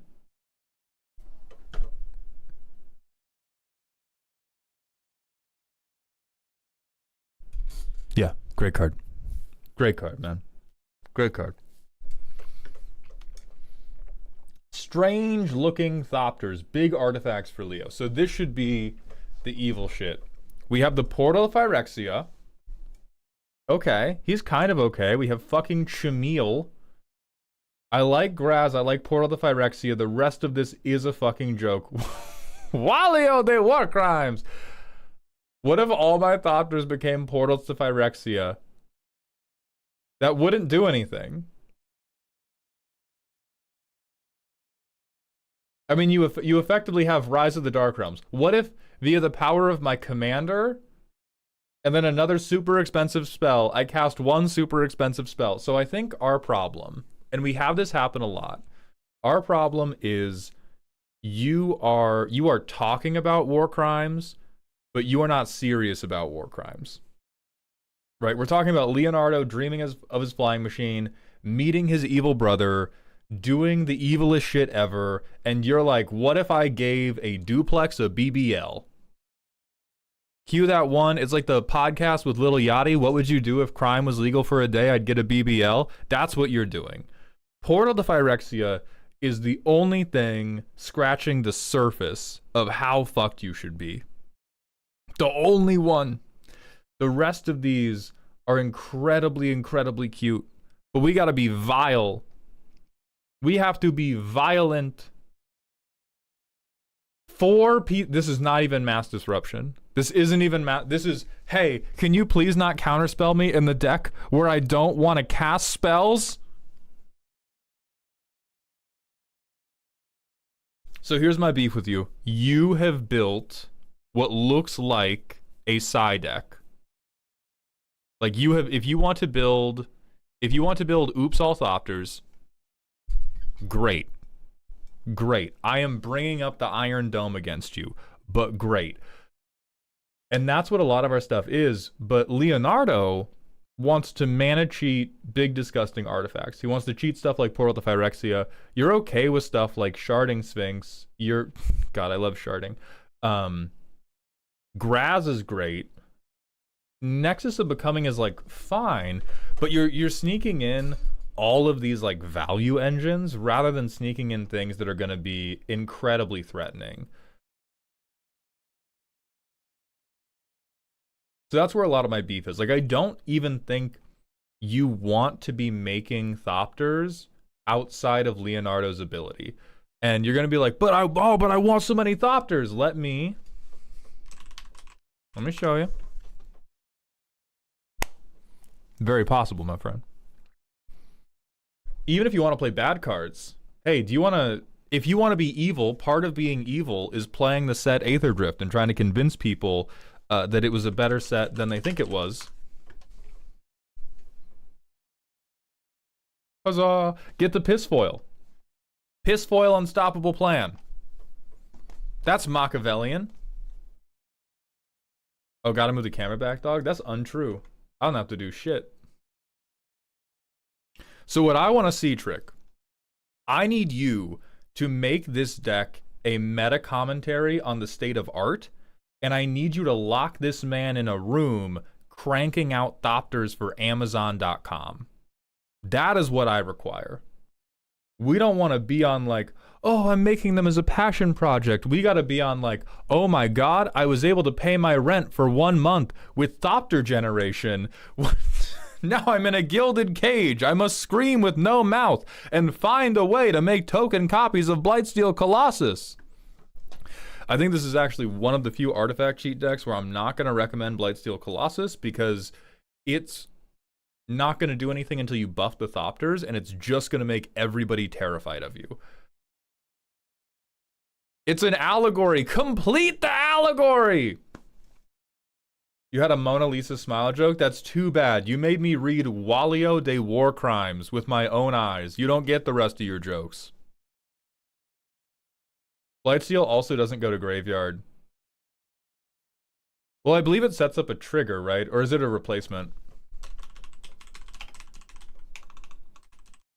I never remember. Oh, it's a replacement. So yeah, I wouldn't even go in. That's fine. We don't want him anyway. We want more shit. So what we want... Do we have training grounds? We do. Great. So we want training grounds. We would want more ways to find training grounds. I would really heavily recommend... I'm going to hit you with the fucking impulse button. Where it's like, our curve out has to be cleaner than this. Holy shit, dude.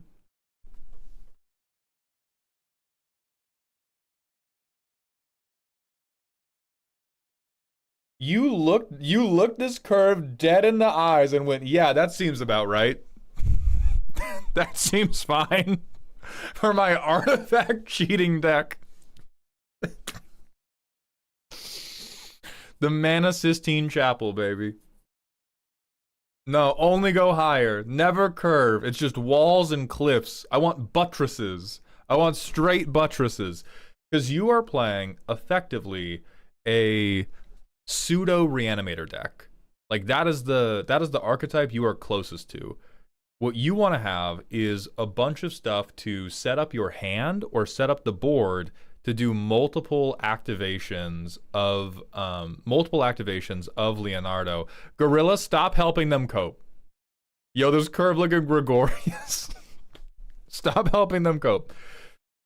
You want to set up the hand or set up the board for multiple activations of Leonardo, and then you want to spin him like a Beyblade.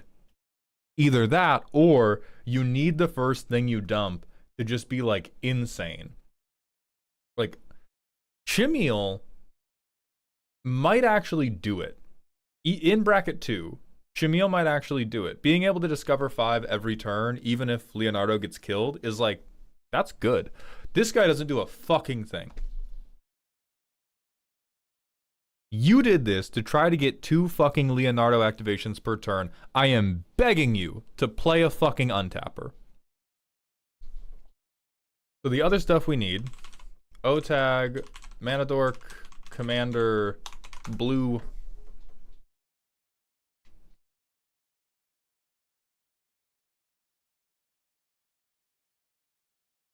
So Yoreth would be good. Ornithopter of Paradise would be fine. Ramp. There is Omen Hawker, who will do it just for abilities. You could do Forensic Researcher, but I don't think you need to.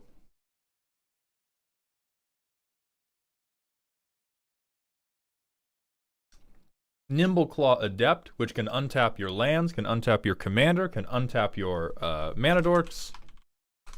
Ooh, Enigma Jewel.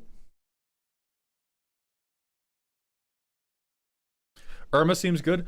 Irma is fine. I would rather be untapping than cloning, because you may find times where you are more stuck on getting the mana for this than you are for untapping Leonardo.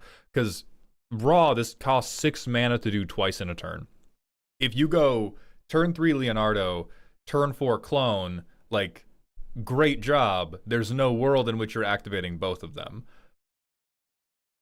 But if we go untapper, we can like untap a land to hold mana up. We can untap Leonardo just to block. We can untap whatever artifact we put down if it has some type of tap synergy, which currently we don't. Da da da da da da da da. So the ones that I think are copium are Magic Mirror, Sharding Sphinx, Marvin, Meteor Golem, but it is somewhat responsible of you. Walls of Bossing Say, but you keep it because it's fucking hilarious.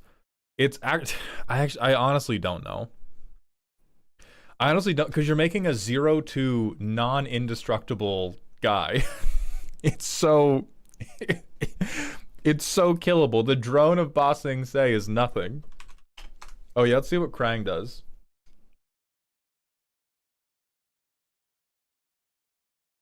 Yeah, this is it. This is the guy we want. If Walls of Bossing Say is your pet card, keep that fucking pet card, but every game you lose, look at it and be like, this was all for you. And then kiss it on the mouth. But get big man Krang. Krang wins. So we gotta look at... Let's see if we have artifacts that can give... Oh! This is what you need. The haters are gonna doubt me. The haters are going to doubt me because they're going to be like, Mauled, this is going to come in as a creature. It doesn't have haste. You can't even tap it for the mana the turn you play it. That's fine. You know why? If this is the first thing you get off Leonardo, if they kill Leonardo, guess what? You have mana to hardcast all the shit you were going to cheat the very next turn. Oh, great. You're worried about Leonardo, so you shoot him? I can now cast Portal to Phyrexia. Because I paid 3 mana for a goddamn chromatic orrery. Like, it's a really good way to create Zugzwang, which is what a lot of commander decks want to create. And then if you do mana, as Keyboard and Mouse is saying, if you have a bunch of mana rocks and you have Intruder Alarm, then you really begin to go pseudo infinite on mana. Like, you're probably never going to crew this thing. But, like, if you have an Eternity Elevator creature, if you have a Chromatic Orrery creature, and you happen to get either Intruder Alarm or one of your permanent untappers, you just have enough mana to slam this whole deck down. So the things I would cut is probably Thopter Fabricator, Chrome Dome, Efficient Construction, Launch Mishap, you fucking clown, Sharding Sphinx. Okay, you can draw cards with him. But I would cut from the, how do I make Thopters another way? Zugzwang is when you are put into a position where you have to make a move, but every move you can make is bad.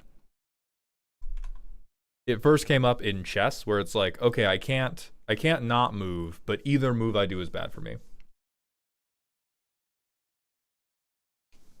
And then you can keep most of the rest of the anthems. Unctus is very cute. The deck does draw. I felt like I got that down pretty well. Then I would lean towards mana and untapping my commander. Even if you're not even trying to go infinite, it's just like being able to do this twice in a game and being able to have scarier individual artifacts to hold on. Scarier individual artifacts to slam down is what's going to make this sing.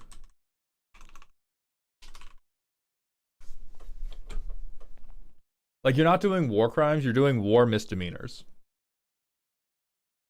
Like, you're going to, it's World War II, you're in the middle of Poland, but you're not executing civilians, you're robbing an abandoned 7-Eleven.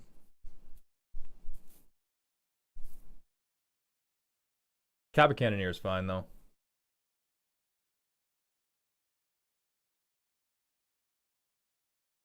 This would be funny. You do not need to do it, but this would be funny. I am not sure how Cauldre Compliate works with with becoming a creature, but I do love Cauldron Compliate.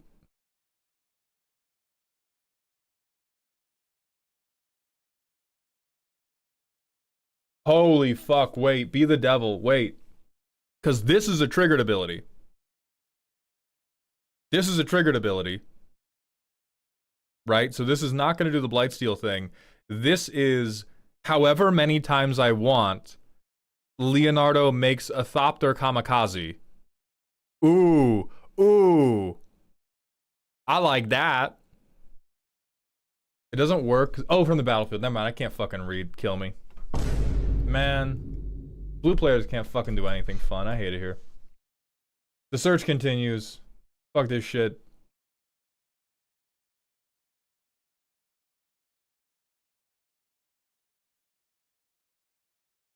Ooh, if you wanted to do damage, you could do...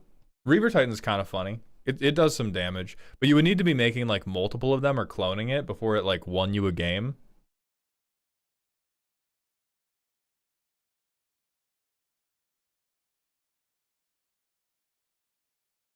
You could get the N Stussy.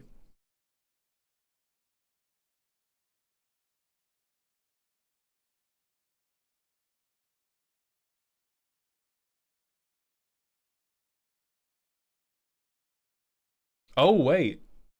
Oh, what if we were greedy? End step, mill 2, exile a non-land card at random, which should all be fucked up and evil artifacts. And then it becomes a 0-2 Thopter that we weren't going to get back anyway. That seems like... Let me read this card again, make sure I didn't fuck this up. End step, mill 2, exile a non-land card at random, copy, it may cast a copy. We don't really have anything, like we either have... We could miss on counter spells, but we don't even have many of those. We either have card draw spells, everything gets ward, or now I get actual Wall of Bossing Say. Read Nullstone Gargoyle. Hey, what if you went to hell? What if you fucked off? What if I exploded your genitals with my mind? Does Leo already exile stuff, though? Oh, does he? Oh, he already exiles stuff. Then no. I hate this commander, man. They thought of everything. They thought of everything. We would have to be on way more other draw and discard for that to be worth anything then. I mean, maybe with the mill.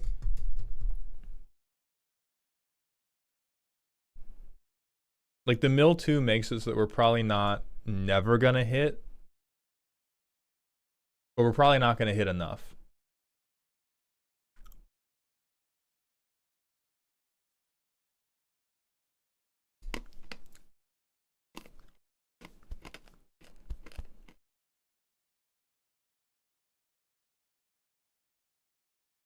We have Nexus of Becoming already.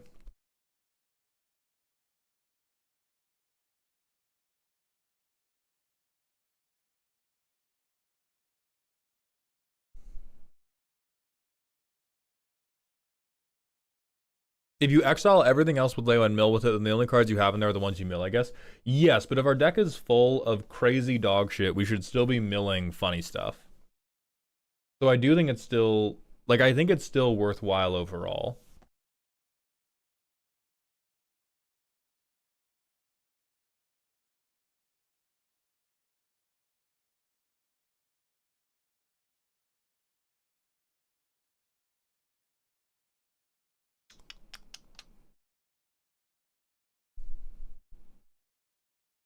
Does the Dawn Sire work?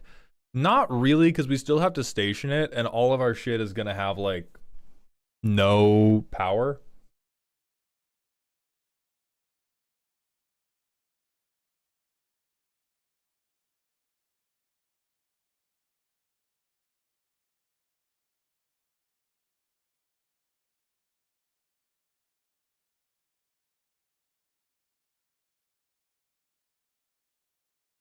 Hmm.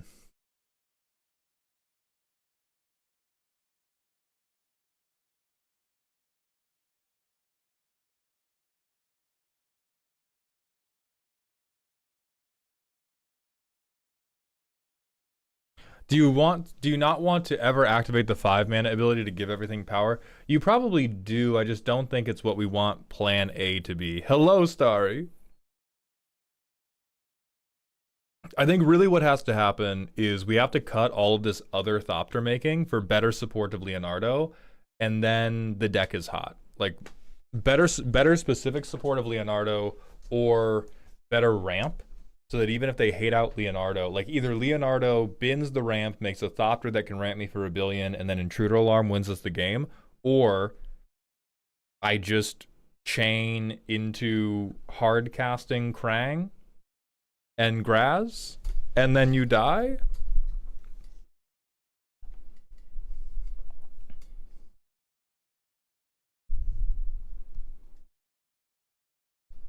Yeah, if we draw a lot of cards, for sure, the 5-mana buff will win.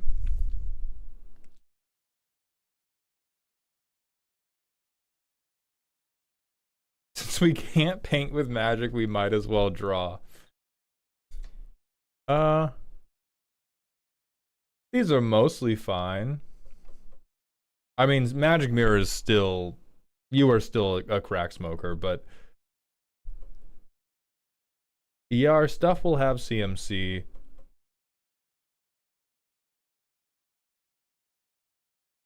I don't love Bident of Thassa. I think Bident of Thassa should probably become Enduring Curiosity, because if you tap 2 blue mana and say your opponent, your creatures have to attack, they are attacking you.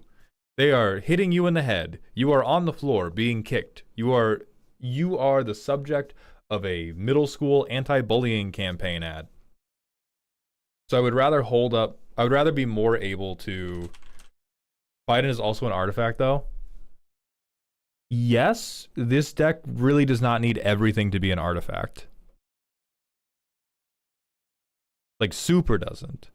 You need a pretty high artifact count, but like at 36 you have more than enough. We don't need...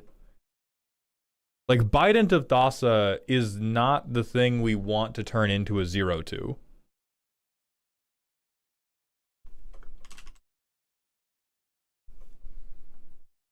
I think the fact that you were trying to turn the fucking 4-mana card draw engine into the 0/2 is why we are not achieving our stated goal of blowing the world up with drones. Like, we want to be getting... How do I get Shamil, Krang, or not even Forsaken Monument. Like, you want Portal to Phyrexia, Nexus of Becoming, Wondrous Crucible, Krang, or like Chromatic Orrery in your hand, and then you bin that. You don't want as many artifacts as possible, because we're not even trying to spam this ability. We're trying to make one use of this ability feel really impactful. So having everything be an artifact doesn't even help you that much. This is God's perfect hand. Holy shit. Never mind, we're missing our land drop. Never mind. Never mind. Never mind. Alright, turn 7. We're finally here. Jamil, Thopter. I win now. I win now. So that's what I mean by we don't need more mid artifacts. I mulligan less than 3 mana in opening hand. That's because you built the deck wrong!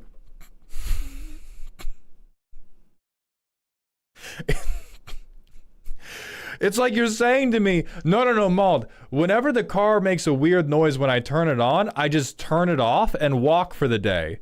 Take it to a fucking mechanic! I am the mechanic. You can't tell me, no, we don't have to change anything in the engine. You just, when it makes the weird noise, turn it off for the day. Try turning it on again tomorrow. Yeah, turning up the radio saves us. Like, it'll be fine. Does Discover 5 really win you? I think in bracket 3 games, this is a bracket 2 build right now.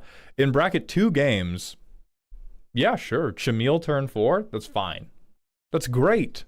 You're gonna have a great game. You stick Shamil turn 4.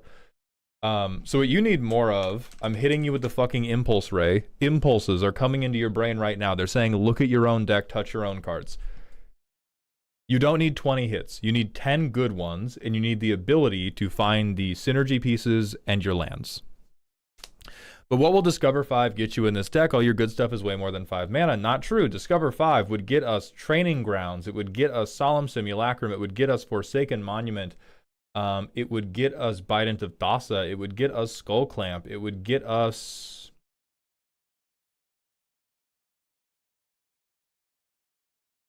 It would get us one of our anthems as well. It could get us, when we make changes to this deck, it could get us Stock Up. It could get us Impulse. Like, it could get Urza. There's half the deck. So the idea is it just ramps, draws us into the stuff we want. Yeah, like most value engines. Or it gets us Intruder Alarm.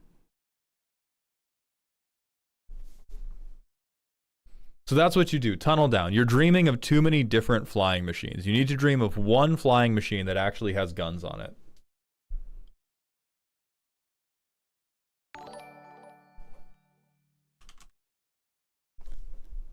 You're not this far down, actually. Actually, I think you're on the other side. You did too much generic Thopter stuff, IMO. Lightning Lodell, thank you for the Prime sub. Welcome back to the dog home. Do we have Inspiring Statuary? No, we could play Inspiring Statuary too. That's a great way to leverage the Thopters we already have. Great way to make people think, oh, I'm fucked anyway. What does Megumi Fushiguro shit mean? Megumi Fushiguro is a character in hit anime series Jujutsu Kaisen who is a complete fucking washed loser. They suck. They have many, many opportunities throughout the story to do something really impactful and cool, and they never ever do it, and every other character in the story glazes them for how cool they might be one day. So they are my stand-in for somebody who has a lot of potential and fulfills none of it. Oh, Inspiring says non-artifact? Holy fuck, kill it. Why am I being tricked by chat today? Why did I type in Statussi? What is wrong with me?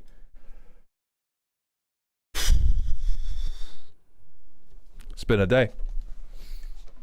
It's been a day. Trick, up your crime count. We're going to the manual ad break. We're going to spin the wheel of names. Maud, how much sleep did you have? 10 hours.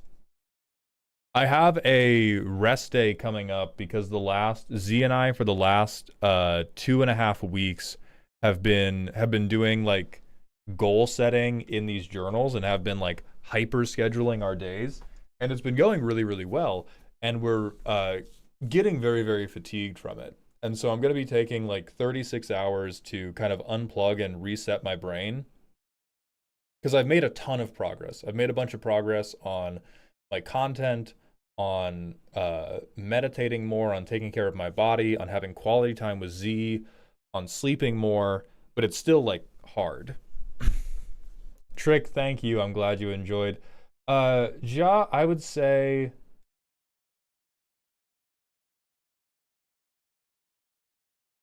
I think you're in Megumi Fushiguro shit. You're really close. You're really close to doing everything, but the version we had was just missing like a couple parts. What's the journal you were using? We're using the journal from Better Self Co. Or Best Self Co. This thing. I think. Yeah, this journal. 13-week planner. They have you set like, what are 3 goals I want to achieve in the next 3 months? And what is my action plan for doing it?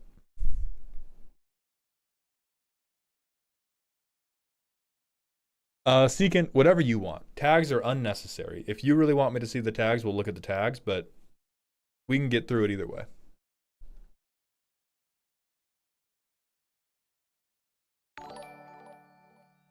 Duck Shut, thank you for the 8 months with Prime. Welcome back to the dog home. Let's see if the free raffle is happening. Fuck no, maybe after the next deck. Alright, Secant, you're ready. Gorbash, I'm assuming you're still here. Hella L, are you still around?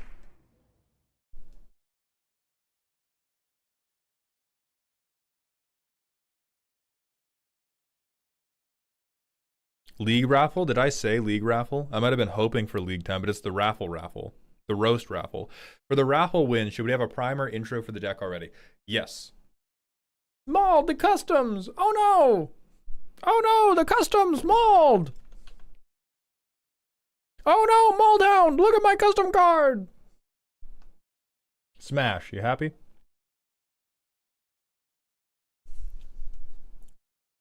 Hella L still looking for you. I'm kidding. I am. Thank you for the yes and Alec Man. All right, from Alec Man, we have Saber, Brave Dragon. Are you sure that wasn't a minor? I can see literally nothing. They're a person in costume. A 3-mana Boros 3/3 on attack, proliferate. Whenever the final ability of a saga you control triggers, Saber deals X to any target where X is the number of lore counters it had on it.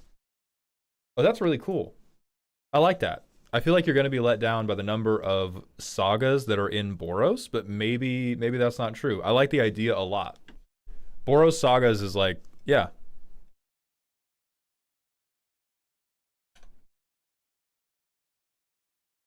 So it's Boros Narsi? Yes, but it can kill creatures. Which I think is very interesting. And you can care about doing +1/+1 counters.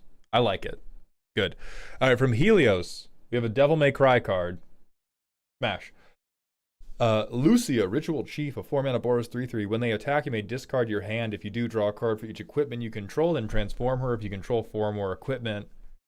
4/4, when she deals combat damage, return an artifact card from your graveyard to the battlefield tapped. Evil. Whenever 1 or more permanent cards leave your graveyard, Lucia deals that much damage to any target. I don't like 1 or more permanents leave your graveyard, deal that much damage. That sounds... Oh, baby girl. One of my cats just meowed super loud. Where's your mom? Come here. Come here, baby. Yeah. Come here. I'll throw the ball. Oh, here. Who's a pretty lady? Who's a pretty lady? Okay, so this worries, the last line of text worries me because I feel like it's going to incentivize people to try to combo win with the last ability rather than do the cool mid-range plan that this was made for. Make her deal 1 damage. I would say to pair it with the front side, damage equal to equipment you control. Huh? Huh? That's funky. Then that can be a lot of damage, but it requires you to have set your board up. Baby girl.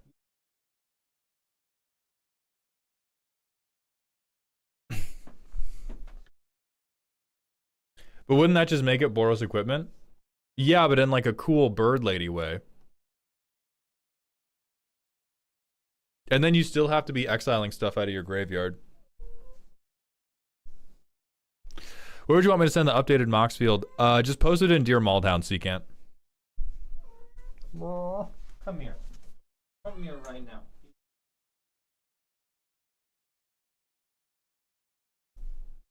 Come here right now. No, come here. Pretty lady. Pretty lady.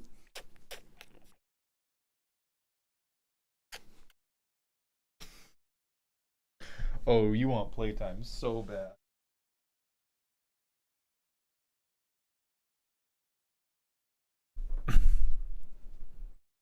All right. Keep it moving. From Secret Bean Man, Menos Grande, a 6-mana 6/5 with Menace. When it enters, target creature an opponent controls gets -2/-2 until end of turn, has a warp cost. Perfect. Sucks just as bad as they do in canon, and they are a little bit cool. I love this for draft. From Wolf, the domain expansion of Mahito, a 9-mana sorcery. Each counter on each permanent becomes a -1/-1 counter. Each counter on each player becomes a poison counter. Domain expansion, until the start of your next turn, you can't cast spells. Not nearly strong enough. Love the energy, way too weak. Love the energy, but requires us to have already set up a million counters on players and or permanents, which is not a very good strategy. Yeah, very, very weak for a 9-mana card. Girl. Aegis Black card time, dragged below. Enchant a creature or vehicle to give it -2/-2. Sack a land to bring it back to your hand from your graveyard. Yeah, sure, why not? Seems risky, I like it.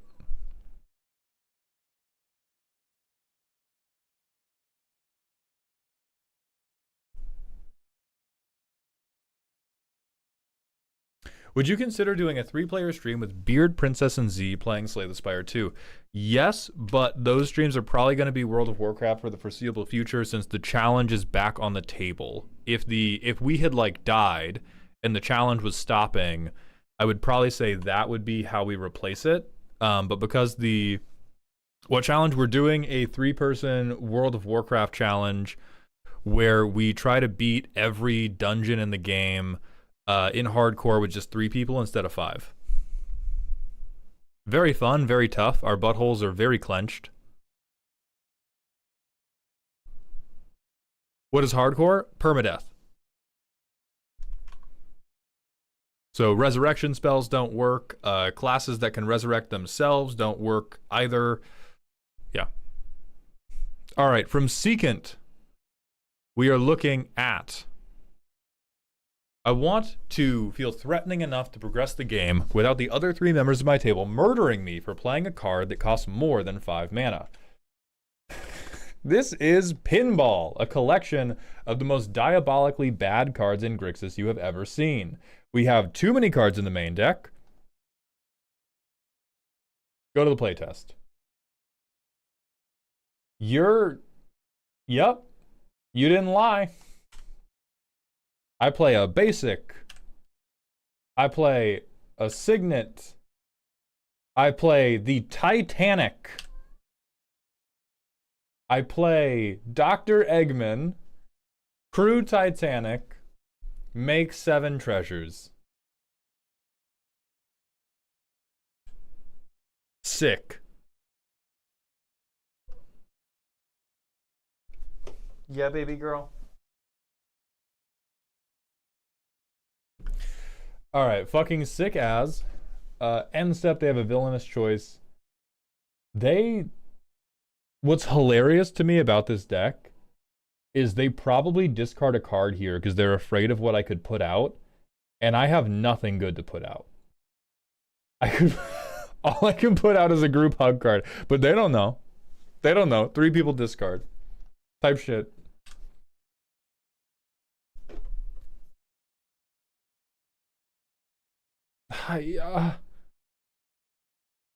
No Grixis player should ever feel this helpless with 13 mana. Okay, Painful Quandary, Scrawling Crawler.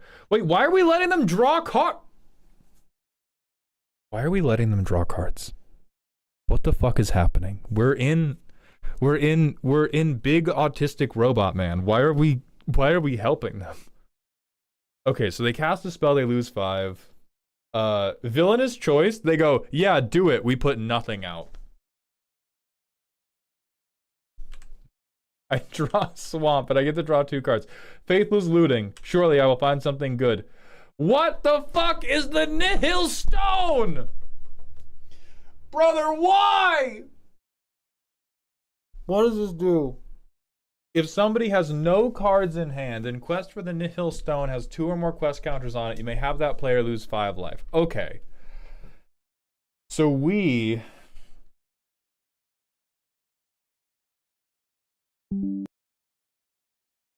got way too obsessed with discard. We got way too obsessed with the discard a card mode, based on what I'm seeing here. We did not get obsessed enough with the robot mode. So what are we trying to even do? Give my opponents tough decisions that let me get a free golem on board or getting pinged for good damage. In actuality, I forced my first opponent to make the tough choice of letting me get 1 big artifact that gets destroyed or getting bitten by a mosquito. Alright, mid to high bracket 3. So, okay.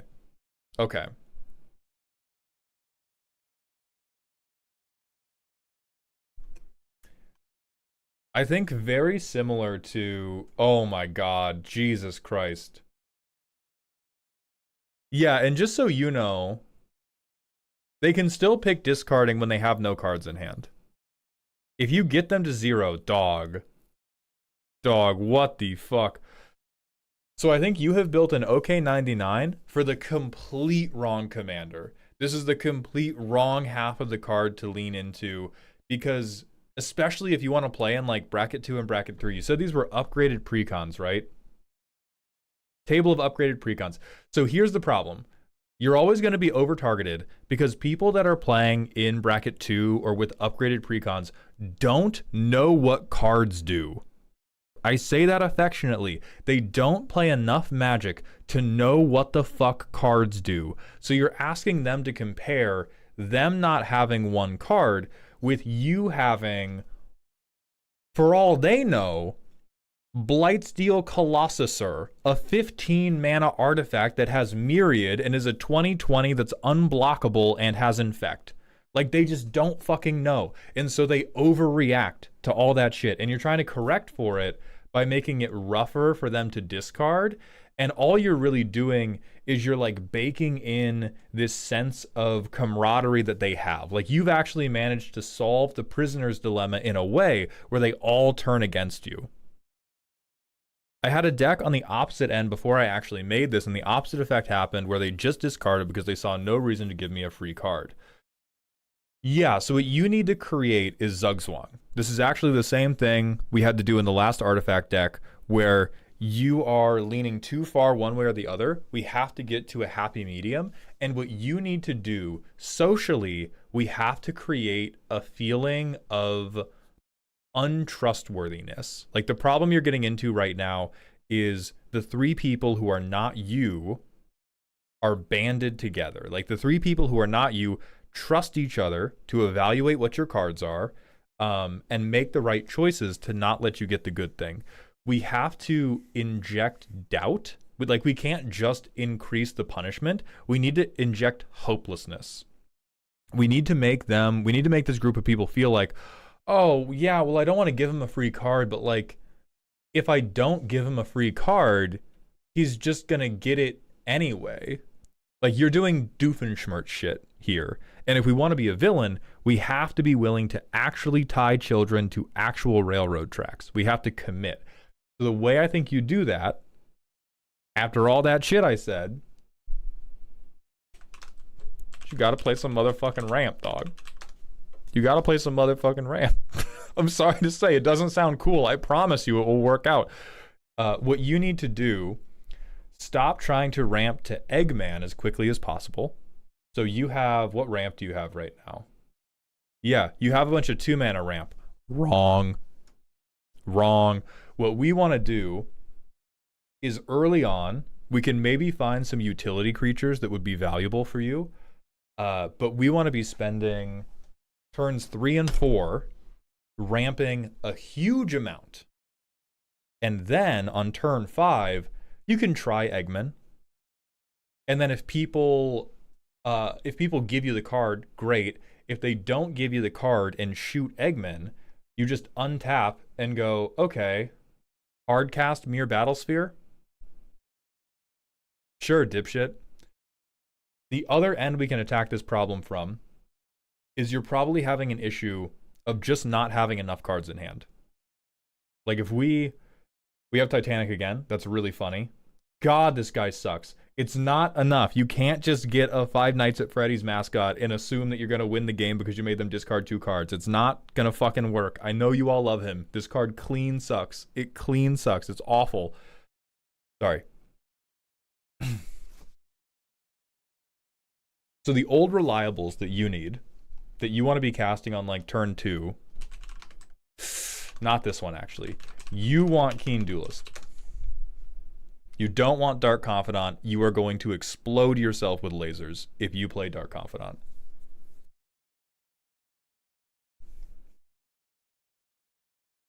But we want cards that are going to give you... We want cards that are going to give you a bigger hand so that you have a better chance of having something scary to play. So the 2 drops I would recommend are not actually ramp. I would be recommending things like... Like even Merfolk Looter. This sounds crazy. This sounds stupid. It doesn't sound very good. But I want you to get to a place where you cast Eggman on turn 4 or turn 5, but every time you cast Eggman, you have something scary enough that they pick to discard, and then you cast it the next turn anyway. That is when you break their spirit. This right now, like you talked about, is already a fucking mosquito bite. They just don't care. They're like, oh man, I had to discard a card. You want to gang up and beat the shit out of Terry? Yes, they do. Versus, we get you some proper ramp instead of group motherfucking hug. And you can even keep things like Noxious Gear Hulk.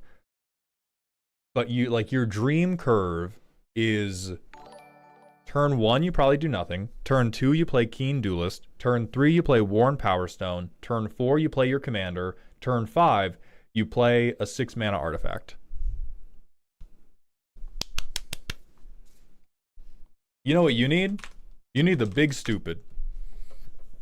You need the big stupid. You need Chameel right now. And so things that are not Keen Duelist but can be almost as good as Keen Duelist are things like Merfolk Looter, where you can try to sort through to the things that you actually want to cheat into play. And then we need more stuff that's just like, hey, value permanent that's going to make them very sorry they let me cheat it in. If you're limited to, we can't play Chameel because it's not a fucking construct, robot, or vehicle, because Eggman fucking sucks. Hold on. How do I search multiple types? Construct, robot, vehicle, blue, black, red. Ah, partial type matches, my beloved.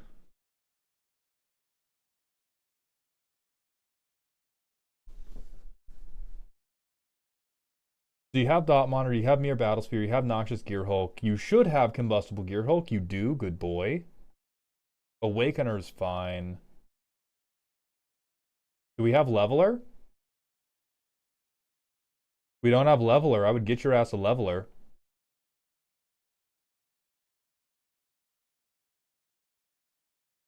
Shit, you could even play the Indomitable Brother.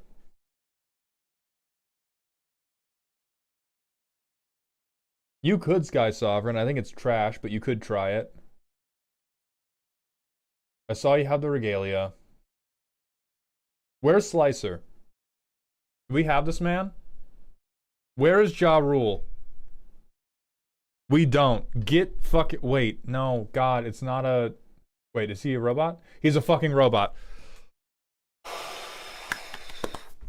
Begin slicing a bitch. Begin slicing a bitch directly. Thunderhawk Gunship is like mega whatever.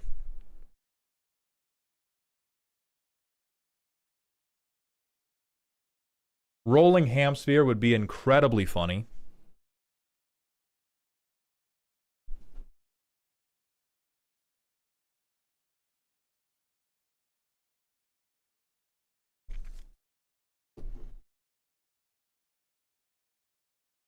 Shit, dude. Junk demonically. Get evil. Make them hate you.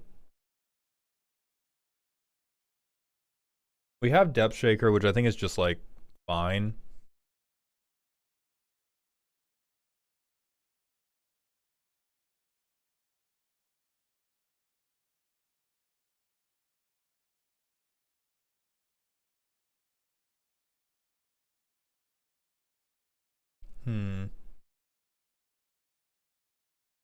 God damn, these options suck. Okay, these options suck. I know how to save that. You could Peregrine Dynamo. That's a good point. We could Peregrine Dynamo, but I know how to save these options suck. The next thing you are going to do is you are going to clone your good cards, depending on how you feel about Universes Beyond. You are going to embrace Imposter Syndrome. You are going to embrace very stupid and very, very greedy over-the-top permanents, and we're only going to have like 10 good hits, and the deck is going to be, how do I draw my good hits? How do I play cards that give me more than 1 mana per mana? I play Eggman. Whether they give me the Eggman trigger or not, I fucking win. So All of this discard shit. The fact that we have Sir Conrad the Grim in here is killing me. You're like, I needed to build an evil robot factory. What did I do? Well, I found a guy guilty of multiple human rights violations. Oh, was he doing like experiments, turning people into cyborgs? No, he was shitting in the food at the soup kitchen he ran. What does that have to do with what you want? What does it have to do with what you want, man? We gotta think. We cannot be connecting these loose ideas. We cannot be just linking together 5 pieces of red string and then drawing a circle around 1 damage. We have to do better. So all 10 of these cards gone. From your creations section. Cute. You can keep this. I don't even think you like Depth Shaker Titan. I don't think you do. Fuck Foundry Inspector. Fuck Scrawling Crawler. Smuggler's Copter's fine. You can do better than this, but it's fine. Regalia is cute. Again, I think you could do better than this, but if you love it, fine. Strix is okay. Fuck Mechanaut. Fuck Gets Grimoire. Fuck Grim Harvest. Fuck Not Dead After All. Fuck Phyrexian Reclamation. Fuck Unhallowed Pack. Windfall's fine. This ramp section just changes into more expensive ramp. What about Phyrexian Arena? Phyrexian Arena is fine. For the level this deck is going for, Arena is fine. We can also do Requiem Monolith, but we're not very creature heavy, so I don't super love it. We have the Veilyard, and we have Davros. We have the Grixis Villainous Choice Votemen. Absolutely the fuck not. Just play a goddamn Turgid deck. There are 2 wolves within you. One of them wants to play Eggman. One of them wants a hot redhead who makes everybody around her very sad. Make 2 different decks for each of those wolves.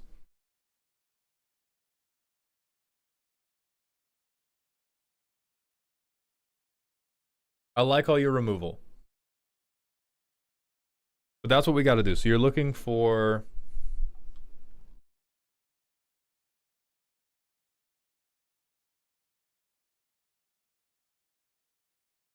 less than or equal to 3. Grixis. I don't think it even matters what type of permanent it is. We would really like things that are mana value 2. Some medicinal music, yes, it does. It does cost money. They're put up for sale on Ko-Fi, which is ko-fi.com/maldhound. But you want every game to go between turns 1 and 3.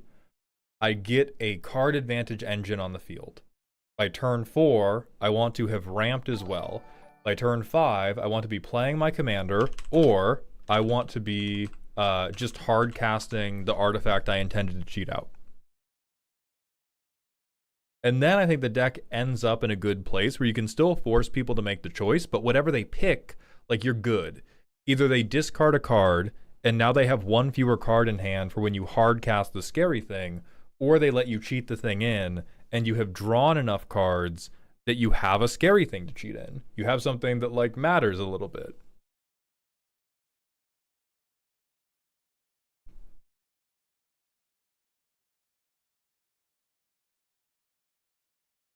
So we super don't want Confidant, but the good ones are going to be Keen Duelist. Arena is fine, even though it's a bad card. So Duelist, Phyrexian Arena. Parker Luck is another one that will hurt people based off what you draw. Oh, hold on. Not mana advantage. My lord. Oh, Jesus. And you're all basics. Just fucking... Oh, Google a Grixis mana base. Oh, my God. Oh, my God. What about a Knight's Whisper or Read the Bones? Not good enough. We want something that we can keep on the field because we want emergency chump blockers because we're not doing anything the first couple turns of the game. Do you do the stuff with Arena in mind? I can, but I don't right now. I would not rate my arena specific knowledge super highly because I hate Brawl. Brawl is like one of the most annoying and unfun games I have played in my life, and I have regularly seen my content get more bitter the more Brawl I have played, and I don't like it. I don't like who I am when I'm a Brawl player. So arena connections.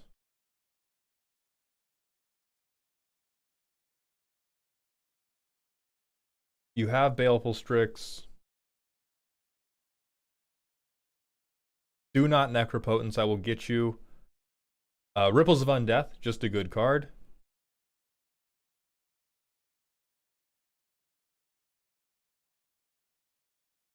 Not Morbid Opportunist, we're not killing anything.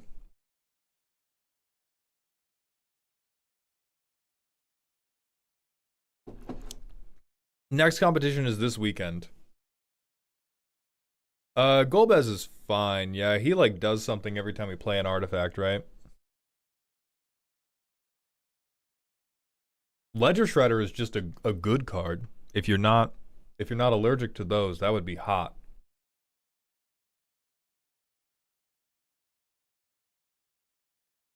I think Cathartic Reunion is also acceptable. He surveils. Oh yeah, that's fine. True. Holy shit. Ponder your orb right now. My fault. Ponder your orb right now.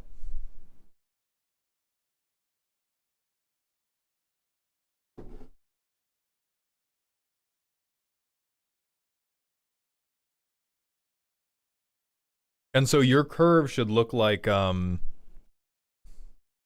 this curve isn't totally wrong, but let's go to MS Paint for me to show you what curve I want you to have. 1, 2, 3, 4, 5, 6, 7 plus. So not too many 1-drops. The only 1-drops you want to have are counter spells or redirect spells. Going to be pretty high at 2. We want quite a lot of draw engines or loot engines at 2, or just draw spells or impulse spells. We want some type of card advantage or at minimum good card selection. Then at 3, we're going to start having our mana rocks. We're going to have some other impactful engines, but it's not going to be as heavy. 4, you really only want the best shit imaginable. You want clean nothing at 5. If you have anything at 5, it should be the stone cold best card in the deck. Like the best possible thing you can play. Because otherwise, you should be aiming to cast Eggman when you have 5 mana. Then, gonna go way back up and flatten out here. Which is not too far off from what you have. You just have the bump back up at 4, and then we're kind of like in the middle here. I want you to be really dedicated to set up my card draw, set up my ramp, play big honkers. Play huge unnaturals. And then I think you get there. I think right now, you were just a little too lost in the sauce because we weren't playing. It seems like we weren't doing enough to hard cast our artifacts later, or we weren't doing enough to just like win the game outright. Like I'm seeing a critical lack of damage dealing in here. So if you're really lacking damage dealing, that's where those copiers come in. You can also other pretty good finishers. If you put something like Reaver Titan in this deck, and then you get this isn't gonna work with Devastating Onslaught. So what would work? If you had Combustible Gear Hulk, if you had Mere Battlesphere, if you had not Thought Monitor, because that motherfucker barely flies. Rolling Hamsphere. And then you did Devastating Onslaught. If Scryfall would participate for 1 moment, that is how you get a like overrun, kill the whole table, ha ha ha ha ha, I twirl my mustache, Snidely Whiplash style. 9 mana Krang. I don't love 9 mana Krang because I don't think he counts as. Is he a robot? Please be a robot. Okay. Yeah, 9 mana Krang. Fuck yeah.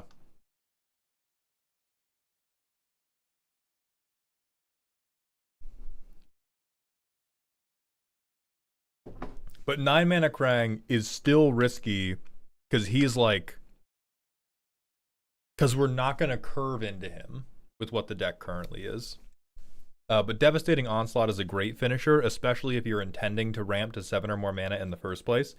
Getting however many copies of... Now I'm imagining I make 10 Palantirs and just draw a bunch of cards, which is not good. Don't do that, but it does make me laugh. But that is how we shape this curve to do what you want it to do.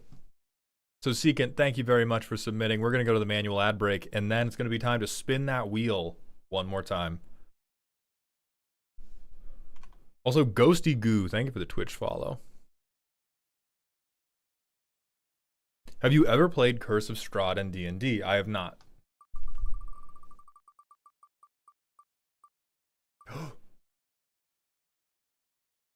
It is happening. We're going to marbles. We're going to wait for people to be out of the ad break. We're going to wait for people to be out of the ad break.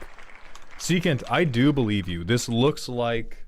that deck looks like a labor of love. It looks like it maybe should have been an abortion of love instead, but... we just... Now I feel bad about that one. I didn't like that one. I'm sorry, guys.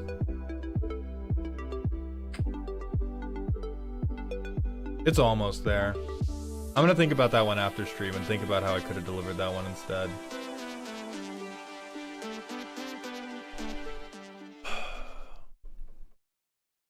The double-edged blade of words mean two things.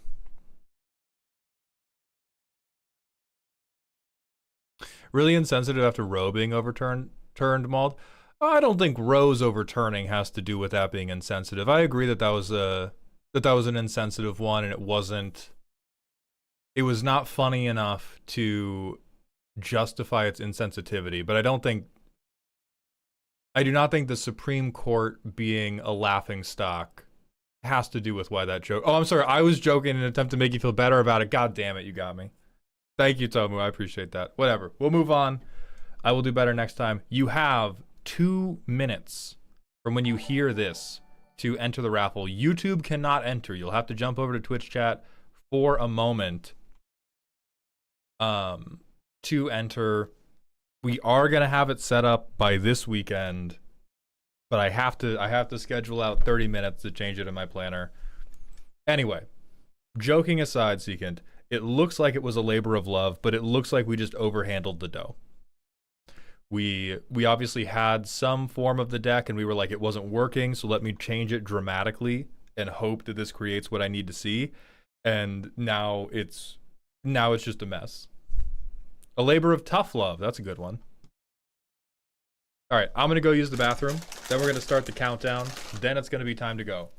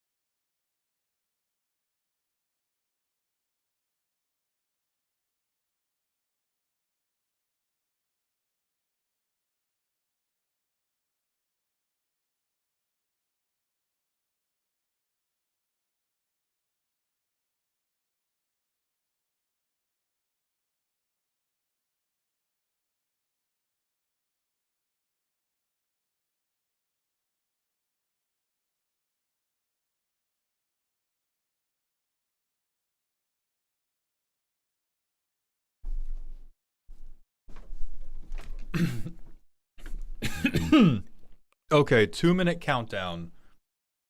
I can't wait for the deck from this. We always get the craziest from the free raffle. It's always either like the most insane thing possible or the most normal deck ever.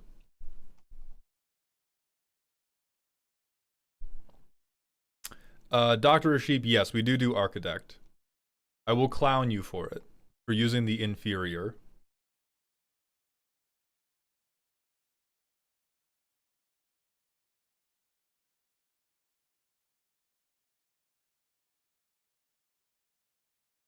Oh, I joined, I didn't start. Okay, 2-minute countdown now. I did forget to type start. I sure fucking did.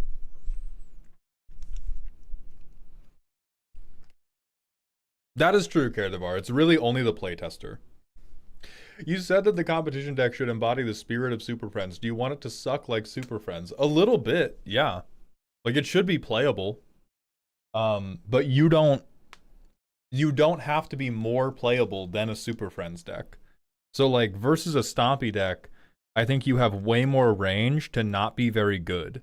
Because Stompy is an archetype that can do really good in bracket 2 and then struggles in bracket 3, and Super Friends is just kind of like straight dog shit. So you have to be a little bit better than straight dog shit, but you don't have to be that much better. Soul Ring is still lame for deck challenge, correct? I am debating whether or not Soul Ring will be an automatic disqualifier. Probably. I would assume yes, and I will update the rules later. The new competition stuff has been up for about a week. It is an announcement in my Discord. What is the full premise this time? Go to my Discord, look at the PowerPoint. If Soul Ring is thematic, you are good, but I have a pretty high bar for what makes Soul Ring thematic.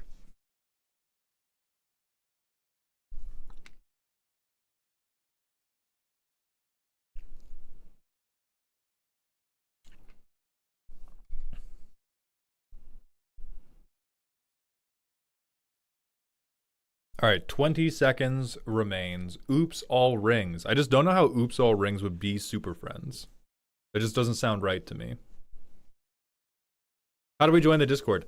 Karasa, there is a standing invite in the channel description of my YouTube channel.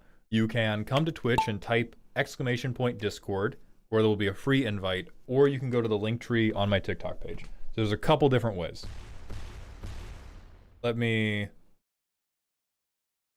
We're going to follow the leader. A lot of people died right at the beginning.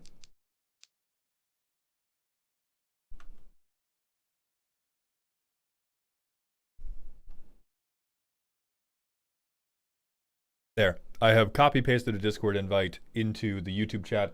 It is Bonsai Buddy out in the lead. They're going pretty quick. They have established a pretty domineering lead, and they have fucking turned around. Good for them. Really good for them. I'm proud of them.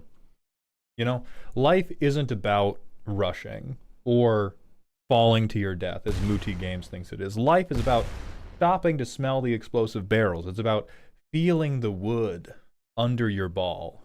It's about hoping that we laminated this track and you don't get splinters. Okay, maybe life isn't about meandering this much, dog. You're now not in first and we don't care about you anymore. It's good old Dusk who understands the point of life is slow and steady progress. And now they're also going backwards. What a fucking failure. Benjamin, son of a bitch. Son of a bitch. Will one of you do anything? Okay, hold on. Let me win. Please let me win. Philippe, I'm in third. You gotta stop. Philippe, never mind. I got sent backwards.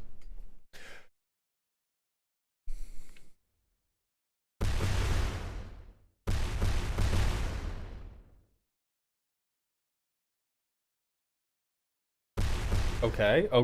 Never mind. Never mind, man. We're never finishing this track. You guys are hopeless. Oh wait, Arisleo is at the end? Holy shit. If they go too fast, they'll die anyway. Goodbye, Eris. Kyrakuto. Actually, it's Mr. Royloy. They're going too quick. Goodbye. It's Count Glitch and Cairo Kyuto trying to make it to the end. Dueling idiots. Neither want to approach. It's Dragoon. Dragoon's going backwards. He's afraid. I think he's dead now. It's 90s Serial. 90s Serial walking it in. They're dead now. CDR Charmander walking it in. Intario walking it in. Everybody's dying. There's like 10 people at the end right now. It's Bonsai Buddy. Actual neck and neck finish. Elikman in the top 4. So Bonsai Buddy, Benjamin, Drag Queen in space, Elikman, then Devil's Eye, Thunder Tempest in the top 6.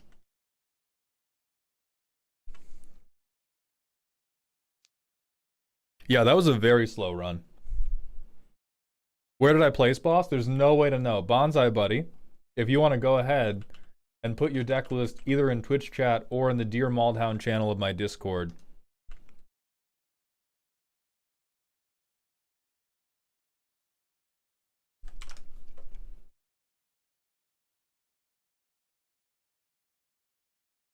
That name's kind of hard. What language is that in? Is this Italian? Di stessa terramorfica. That's awesome. I would have way more fun in Italian, Commander.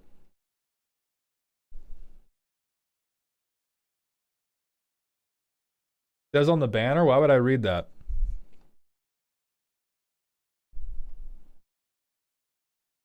Finbar Howie VT. Thank you very much for the drink water redeem.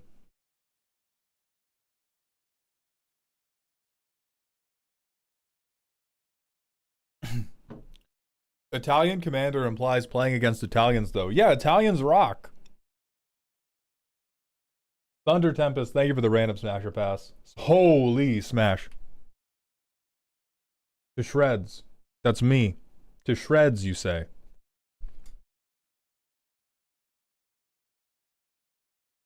Will, you definitely didn't do a custom card redeem. You definitely did the 100-point redeem. That's a trap to trick people outside of custom card redeems. Or sorry, to trick people outside of custom card streams.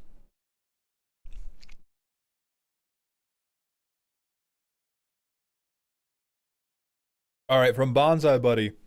Rafine, bust the gang out. So we're probably doing Reanimator. Plan the escape, bust the gang, wreak havoc. Okay, bracket 3. What are our game change? Oh, that tells me already, my fault. You are going to hell for these 3. Soul Ring, how brave of you. No lands.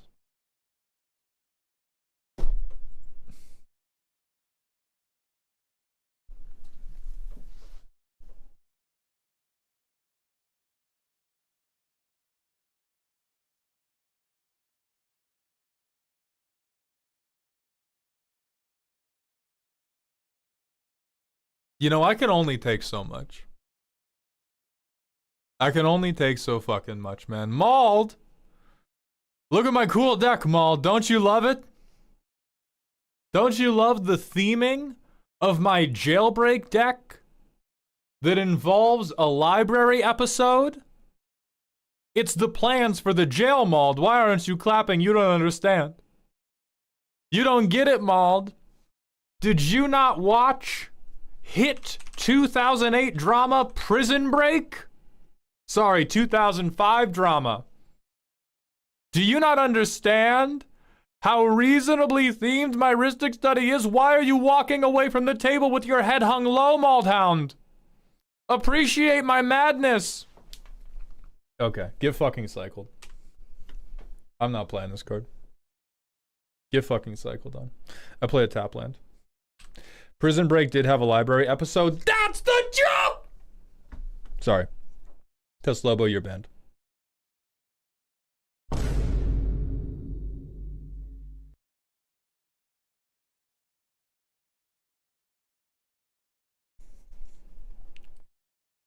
Maha's crazy work.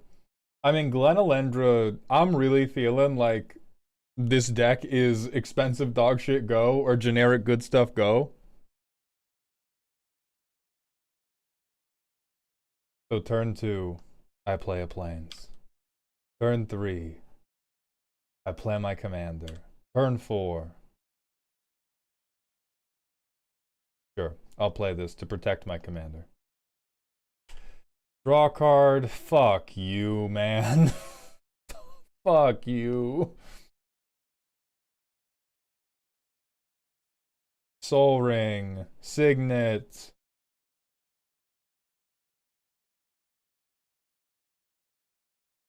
Swing 2, draw 2. What am I even? Savine's Reclamation? I did it to myself. I did it to myself. I Savine's Reclamation Ristic Study. What do you have in this deck? I'll draw you one card on everybody's turn.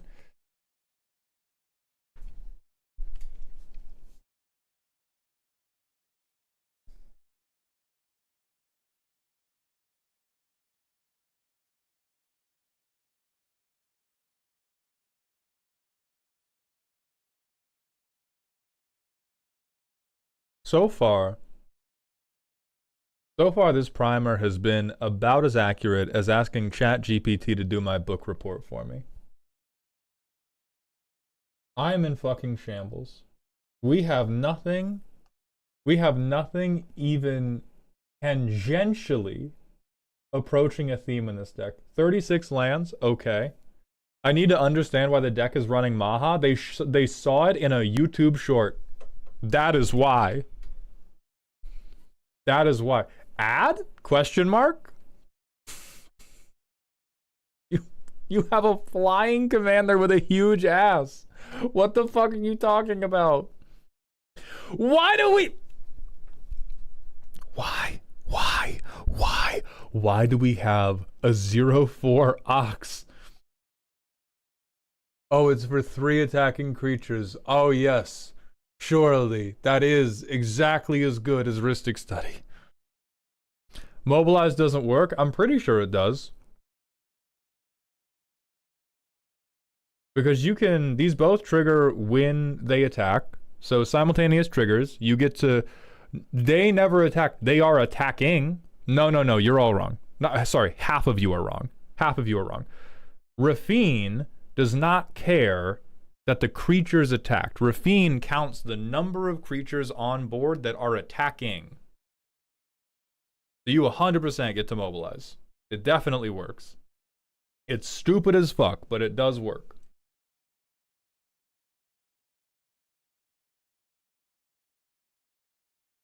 The brains. I'm at a complete loss for words. So we have recursion. I like this part at least. I do enjoy this part. The financier. Okay. The gang. Biblical greed.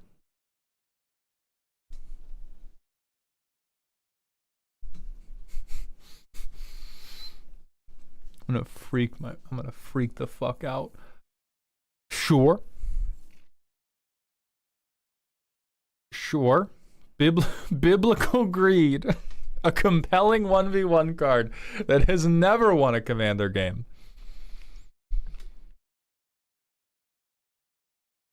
Connive beneficiaries. Okay. I kind of see what we're doing here. The loose cannon. We're just saying words.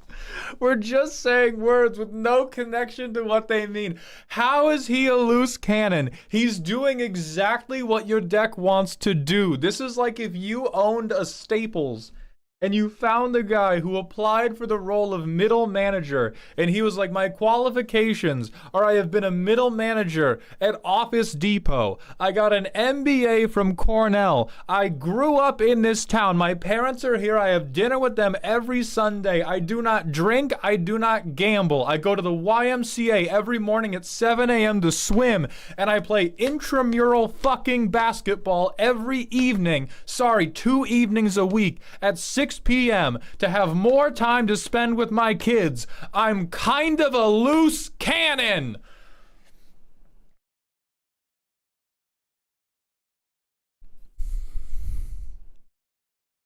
This is the most normal card I've seen in my life. It is good. It is a great choice for this deck. It is a phenomenal choice for this deck. I want you to understand Bonsai. I take no issue with the cards you have picked for this deck. I take complete issue with your attempt to make it seem like we are doing something clever here when we're simply playing the cards that do the thing my commander says.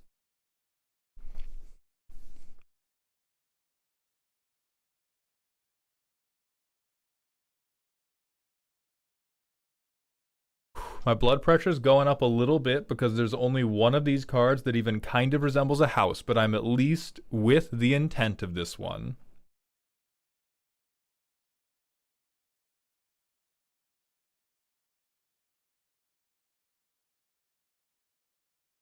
Witness protection's kind of on. Okay. The wheels, card draw. Child. Child.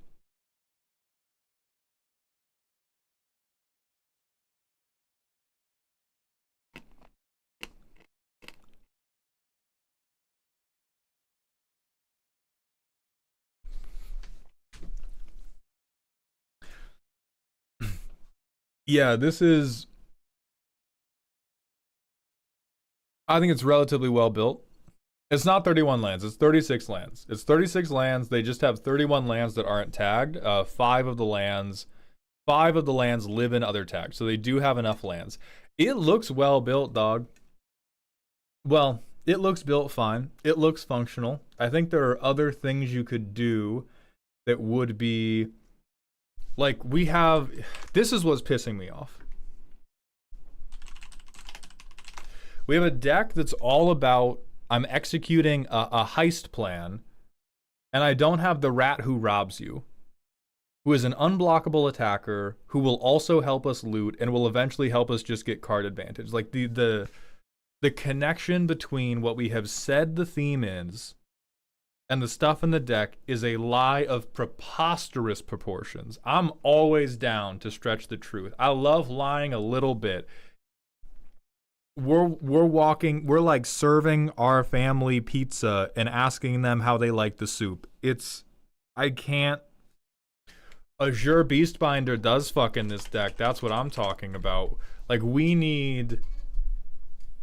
You have built deck that play game for sure. We need a like 50 CCs of thematic cards stat. We have...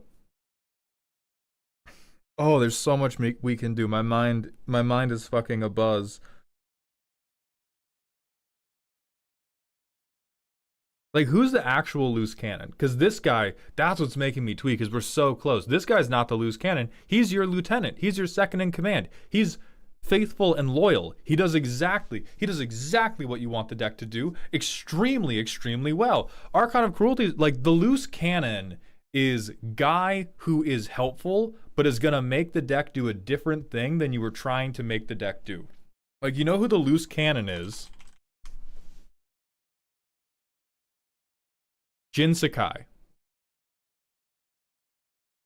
Jin Sakai is the loose cannon because he is useful if you have a small number of creatures, and he will turn your resurrection plan into a oh shit, Rafine killed you with commander damage plan.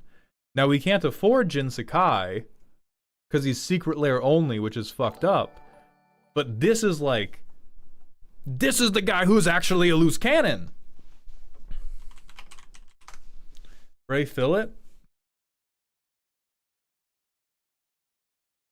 Ray Fillet's cute, yeah.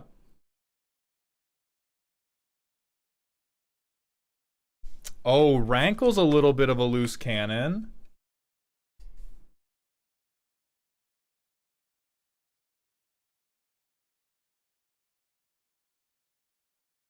Yeah, he's a loose cannon, and he has haste. So we can play him the turn, we can curve out, and then we get double connive triggers. Yeah, Rankle would be fucking dope. Like, this is what we need. We just haven't...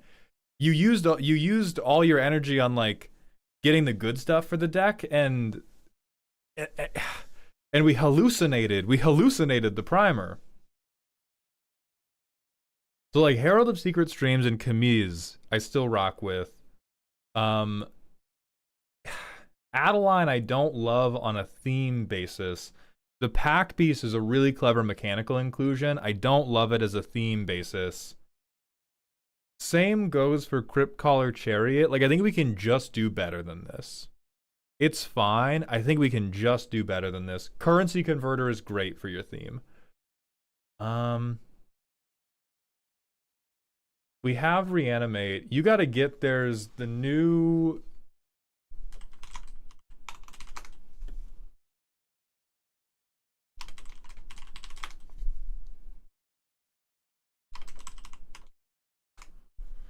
I swear to God, I've seen a spoiled card that would be good for this deck.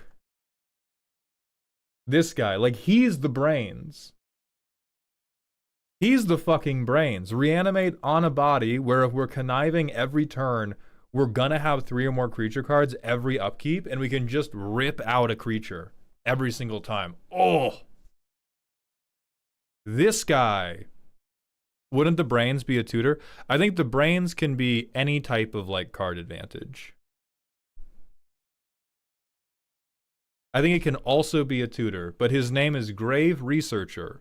He is very much the brains.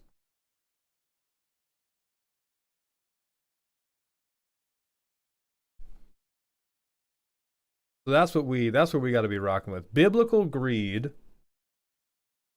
I think not true, not true.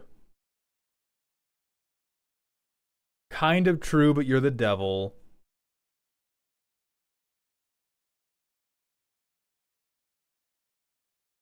Not true for Archon of Cruelty. Like, actually not even true for Burning Ruin Demon. Like, this is just biblical greed to get future biblical greed. I would want us to have more... I want us to have more shit that is like Absolute Virtue or Avacyn. Like, I want the things we are recommending to have their intro theme song be a bass boosted air horn. Which, like, Bone Miser doesn't give that. Burning Ruin doesn't give that. Ifnir kind of gives that, but it's more like bass boosted diarrhea soundtrack. Archon of Cruelty is just like downright solid card.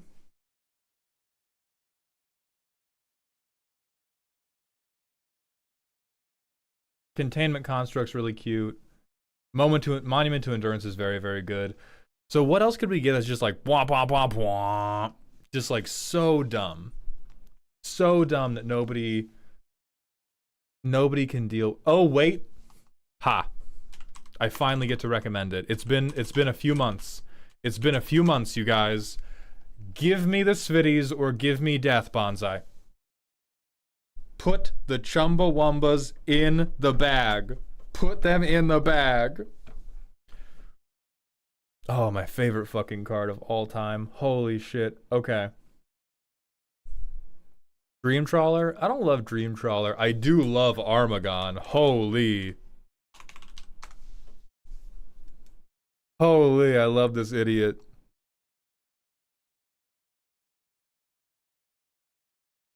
Call this guy a getaway car.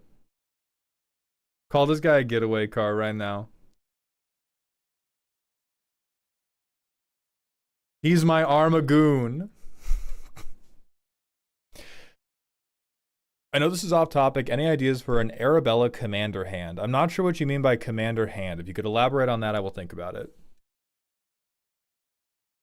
Thank you, Malaksha. So I think Armagon could do it, but it's not greedy. This is just like a good... this is a good removal piece, but it's not base boosted air horn. It's not that like Grozoth? Who the fuck is Grozoth? Tutor for 9 exactly. That's a little bit funny. Do we have other things that are right on 9? We have Bahamut. Not 9. Not 9. Yeah, we need other 9 costs. So there is a Grozoth package we could come up with. I don't think we have it right now. Toxrill is also not greed. Toxrill is just like effective removal. Like, we need a card where...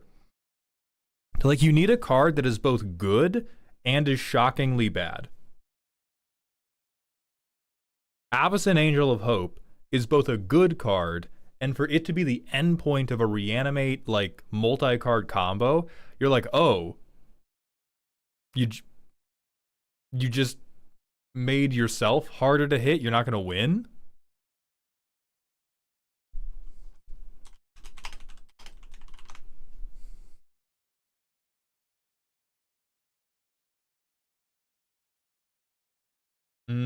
I don't love Alenda and Azor.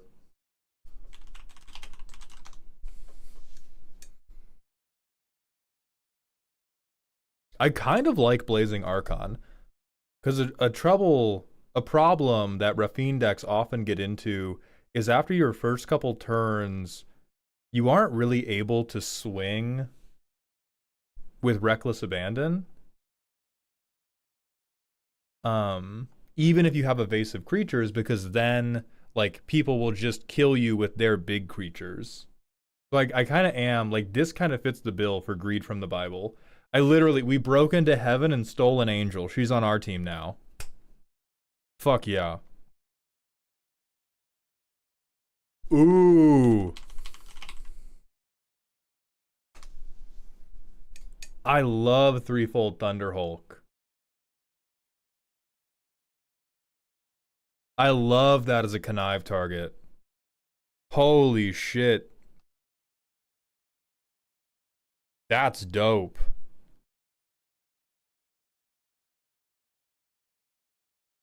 Yeah.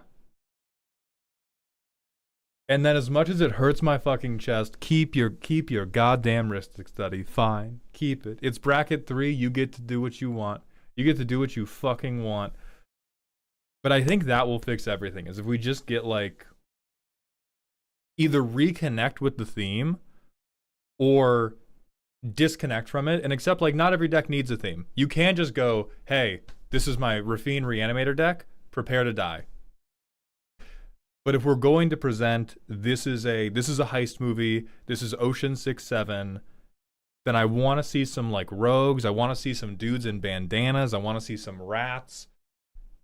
And I want to see these like strong thematic connections to whatever we're doing.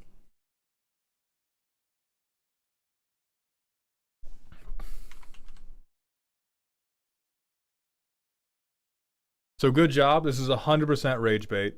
You showing me a deck with Ristic Study. You could do Eldrazi, but you don't have to. Sepulchral does do it. You could also do Metamorphosis Fanatic. This one probably doesn't work that well because you're not going to Miracle him well. Con Sphinx would be chill because it would at least be a reanimation target rather than just like, oh, I play this on... What I don't like about Ristic Study in this deck, and I promise I will belabor bullying you for playing cards that you like after this. What I dislike about Ristic Study in this deck is it's so good that you would play it on turn 3 instead of Rafine, and it would do better than your commander. That makes me so sad, especially when we have a thematic connection that we're trying to hold up with our commander. Like, oh, you know, our game plan shouldn't fall apart because we don't have our commander. But if I'm getting my good curve and I'm like, oh, well, instead of my commander, I'll play this thing that will do even better than my commander, my heart breaks and shatters. But Consecrated Sphinx, if it sticks around, will give you shitloads of card advantage, and it can be like, oh, I'm earning, here's my broken game changer, but I've earned it because this was the heist. This is what I did the heist movie for. I have stolen the Consecrated Sfussy out of the Sphinx Vault or whatever.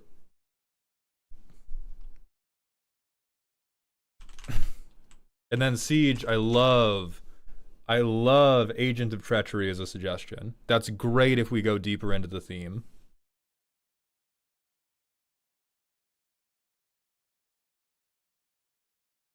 Now, he's really bad. Like, the problem with this is we don't have a way to clone him. We don't have a way to double trigger him. We're not going to make him, like, we're not going to flicker him.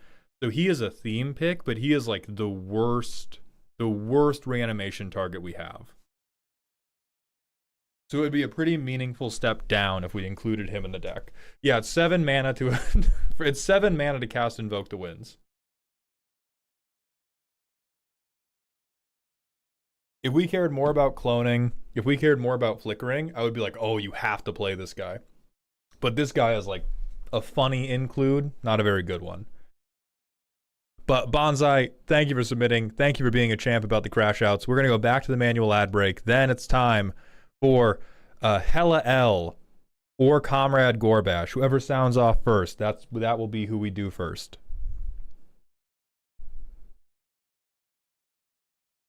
Gorbash says, hey. Hello, Comrade Gorbash. Okay, we will do you on the other end of the 90-second ad break. Runin sent in a random smasher pass. Smash. Unabashedly. Smash. Mike, what's happening there? Cardivar, I appreciate you hating on a changeling and hating on an artifact.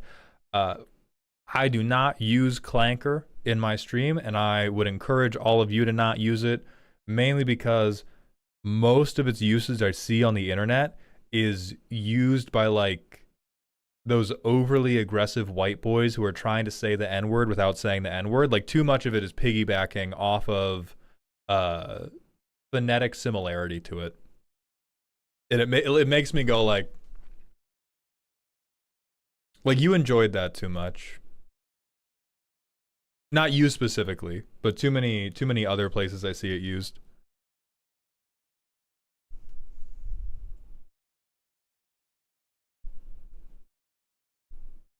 People are so happy to have a slur they're allowed to say.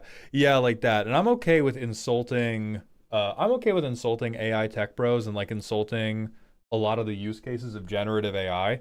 But I like it when the insult is more creative and doesn't just feel, oh, I get to say a slur now. One we heard that I really liked was secondhand thinker for people who use ChatGPT for everything. Oh, that's a good one. Or for ChatGPT itself.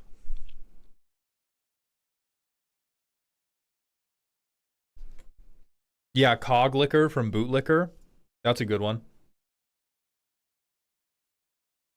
Yeah, secondhand thinker goes so fucking hard. I did not come up with it. That was somebody in chat the last time we talked about this, but it's such a good one. All right, we're almost through the ad break. M-fetishist. That's really funny.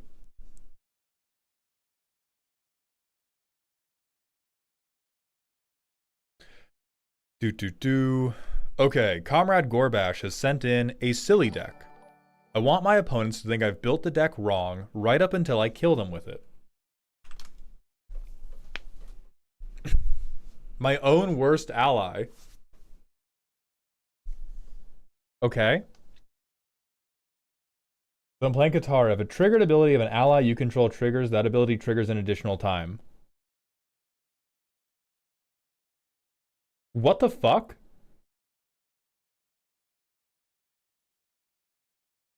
Okay, I'm gonna cycle Stoneforge Mystic here because I don't want to tutor. I would combat research. The enchanted creature has whenever this creature deals combat damage to a player, draw a card. Oh, that makes me happy. Oh man. Okay, does Breeding Pool actually help me here? I don't think it does because I can't mana fix how I need to. I play a tap land. I shock in Breeding Pool. I Birds of Paradise.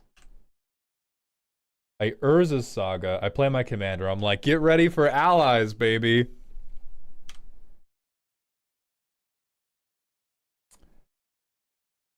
I go 1 white and a colorless.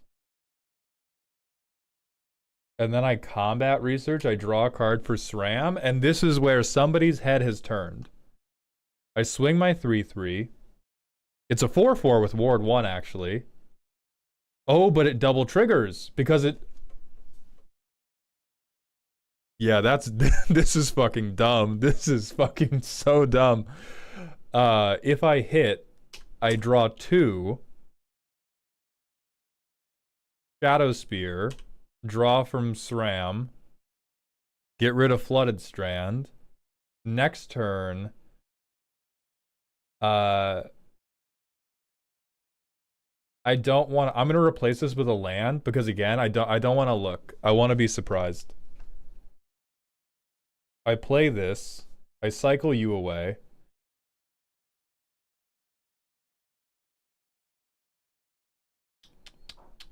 I can Robe of Stars if I need to, but I don't really want to.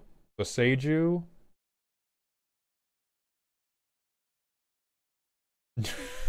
Nerd Rage. I can't cast it yet, but I get Trample Lifelink on Katara. Draw 2 cards. Alright. Next turn. Land. I can make unblockable. I can single combat.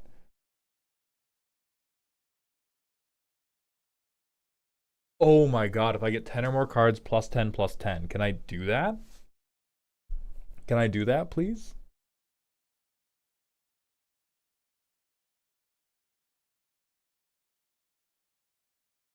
I draw 2. I think we're just on. Yeah, Seagate, but it's gonna take another turn to do it. Oh, we draw from that.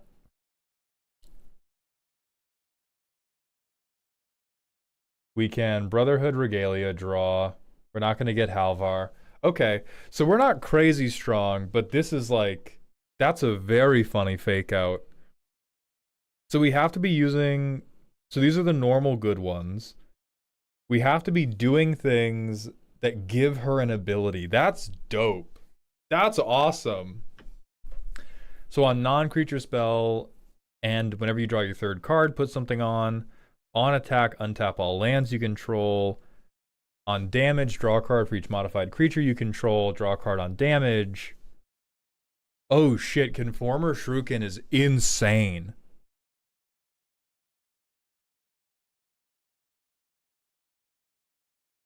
So you're just not blocking this bitch.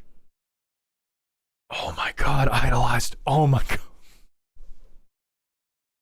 Oh fuck. Oh fuck, man.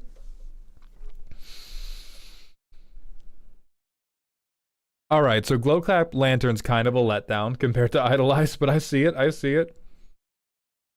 On attack, put a 4/4 with tapped and attacking, exile at end of combat. Level up. On attack, double the counters on this creature. Then at 10 or greater, draw a card. Holy. Conformer Shuriken will trigger once and then it will not, right? If you mean to put counters on, you'll probably, like, you won't get extra counters out of this, but you will get 2 tap downs, which is dope. Okay, Annihilator 1, which becomes Annihilator 2, and we get to steal. Power Fist. That's pretty hot. And then we have some ramp. We have some basics. 3-color land. Okay.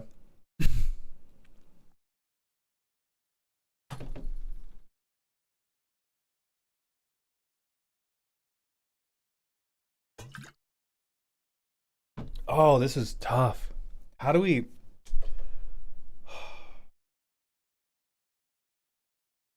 All right. I love this. I'm trying to think of ways we can make this cook even harder because this is a fucking great idea. This is a phenomenal idea. Board wipe, sure. Land spell. Repeatable draw, sure. Interaction. Not enough, but whatever. Okay, so in protection, I think for the most part,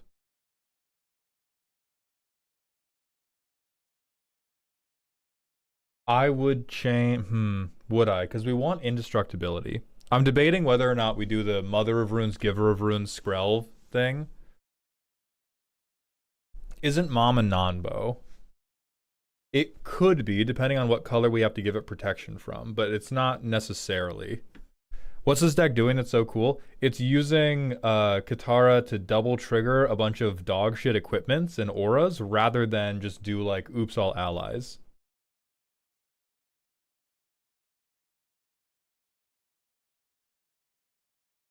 So I think the core conflict I see in this deck is we have a couple things that are really good to put on. Like if we get idolized on, holy shit. If we get Invocation of Saint Traft on, it's like cool, but then we're swinging with a 3/3 who's very killable. And so I think the floor to ceiling on some of these enchantments is very, very different. If you want it to be high variance, cool and dope. But what I would probably recommend is what you normally have to do when you're trying to take a deck from bracket 2 to bracket 3, which is tunneling down to better support the good ones that are in here. Because Idolized is insane. Even Level Up is kind of insane. Glowcap Lantern is the most normal card I have seen in my life.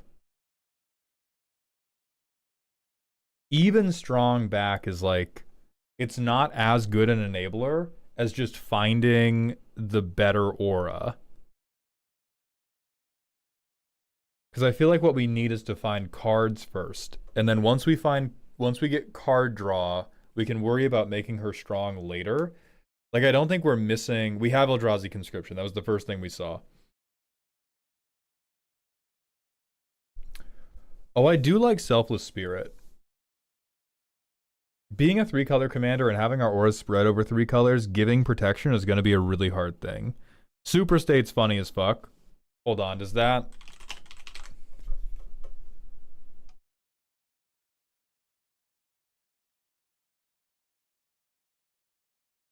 Please, Scryfall. Doesn't work? Fuck. Are Shield of the Oversoul and Steel of the Godhead too basic for this?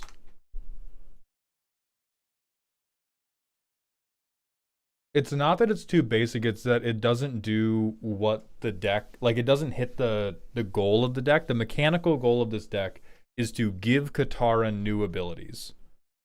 We have to do things that say enchanted creature has blank. We can't do like enchanted creature is. Enchanted creature is doesn't do anything.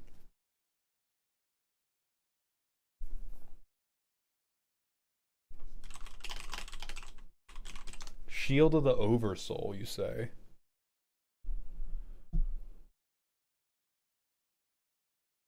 Yeah, like these are fine.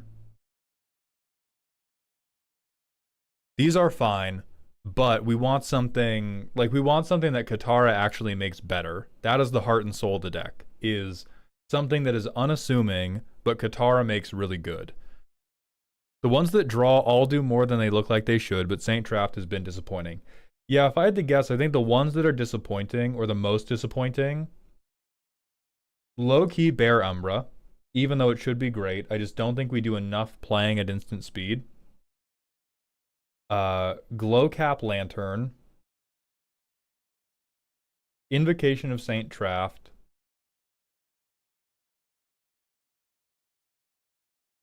Nerd Rage seems high variance. When it's good, it's probably your favorite thing. When it's not good, holy shit, is it bad? Strong Back.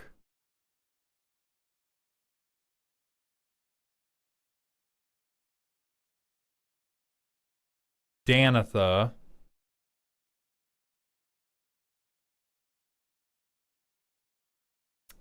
Codsworth.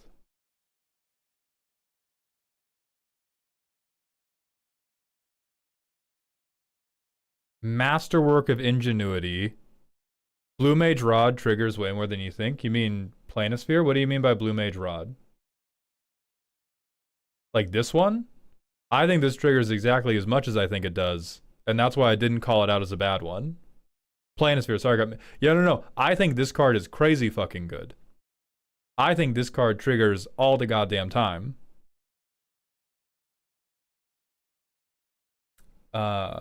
Sokka's charge. Yeah, great. That'll help. Great, that'll help. So yeah, what I would call out is probably your lowest impact cards are low key Colossus Hammer. Low key. But again, I think that's high variance. When it does work, sick. But I think there's a lot of worlds in which it doesn't work. Masterwork of Ingenuity, Codsworth, Danitha, Strong Back, Bear Umbra, Glowcap, Saint Traft. God, Nerd Rage is so juicy. And then I'm not even sure I love Soul Ring in this deck. I would probably be pivoting more of this ramp down to 1 mana ramp. Maybe we need to work on maybe you need to work on the land base a little bit to make this work better. But I would be doing more to try to get Katara on 2. Because a lot of the stuff we want to do is we need to be able to attach a card draw equipment to her and then be confident that she's gonna get through combat. And if we're not going to combat until turn 4, our options get sparse. If we don't go to combat till turn 5, our options get even more sparse. Until we get something like Carapace, until we get something like Astrologians. And so depending on how much time you're willing to spend messing around with the land base, I would be moving things like Soul Ring, Rampant Growth, even Farseek into things that are a little bit riskier.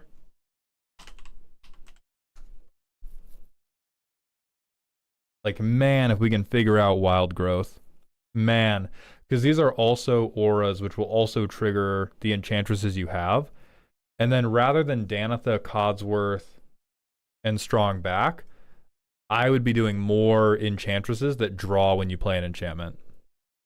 I don't know Comrade's budget or stance on proxies, but Cloud Midgar Mercenary is a straight upgrade to open the armory. He's also 2 white pips, which is like, we never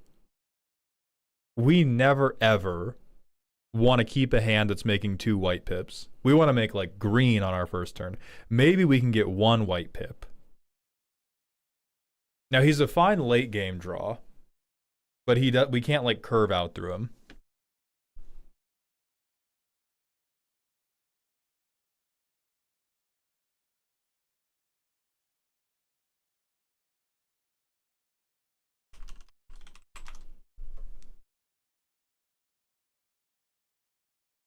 It only triggers once a turn. Son of a bitch.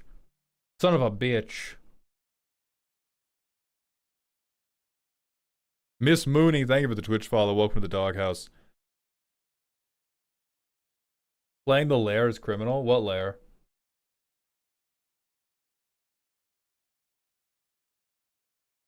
Oh my god, we're bounce landing just for fixing. Never. Jesus. Oh. Cut this shit immediately.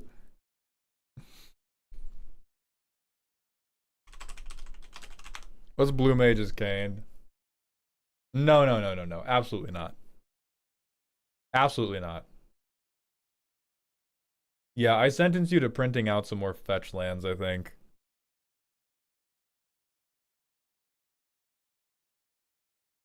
I would not go deep into gaining life. I would not go deep into gaining life. I would just cut the cards I called out as inefficient. These could be changed for nearly anything. We could, I mean, God, we could play more card draw. We could play other mid enchantments that we thought were fun. We could play more 1 mana ramp. We could play more protection. Like there's a million things we could do.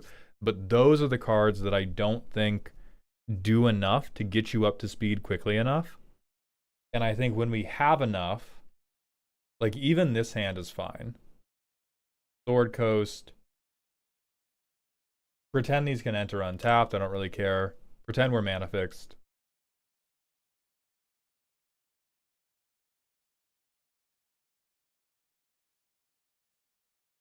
I have a 9/9 on turn 4 that can't be blocked. Holy shit. Draw 2.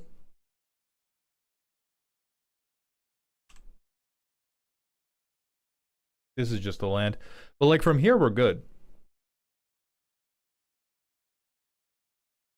From here, we're good. We really just need a curve out that can make it so Katara can swing freely and has some type of card draw attached to her.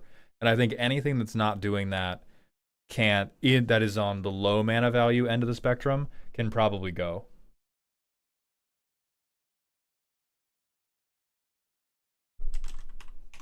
But that shit is phenomenal. This is for sure peak. This is dope. I love this. The idea is great. You have executed it pretty well. I don't even think you have holes. I just think you have over-indexed a little bit into some more like traditional Bant stuff and whatever the fuck is happening with this bounce land, but you fix that and it is beautiful. So we're going to go to the manual ad break. Thank you, Gorbash. And then Hella L, are you around for your deck roast? I will be right back.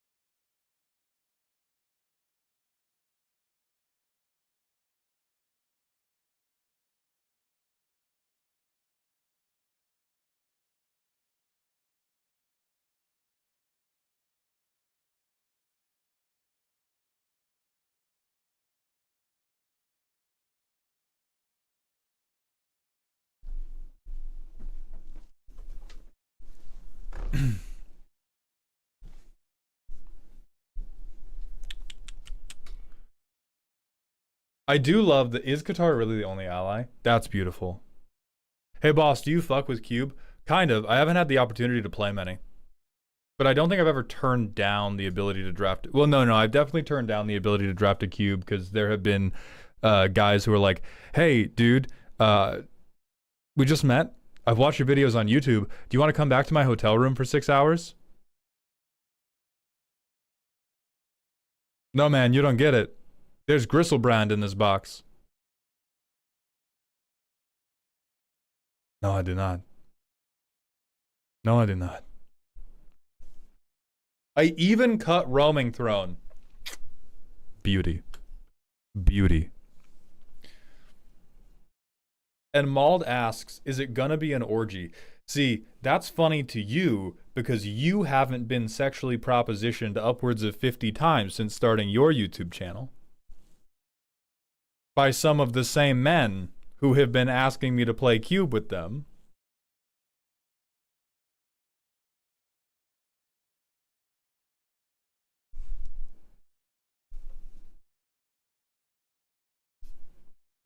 It would be a very funny comeback if the answer was not so often, yeah, that was the plan actually. In fact, yes, we were hoping that there would be a little bit of sex involved.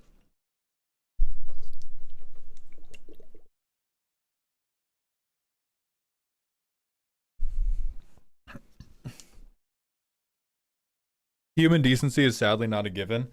I I at least follow the train of thought with my content because I talk so often about fucking. It's still a ridiculous level of like just not thinking through the sentence that is coming out of your mouth. But a fair amount of people do follow the path of like, oh man, this guy's video is funny. Oh, he's talking about whether or not these cards would get it. I wonder if I could get it. And then they're just like, yeah.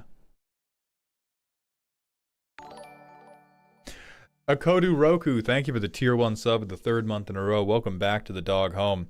Adam, they do have Brotherhood Regalia, but that is a great suggestion. What do you think of the Strixhaven Commander deck dual lands? They're great. The cycle that's like... Glyph, don't lie to the man.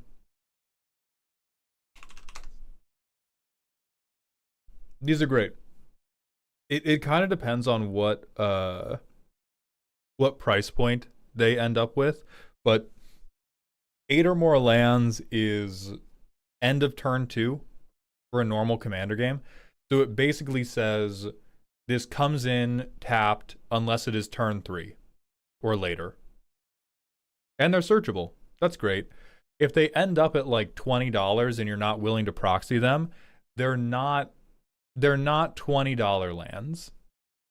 But it's like, hey, good, I can grab this with Nature's Lore and it'll come in untapped most of the time. Super good.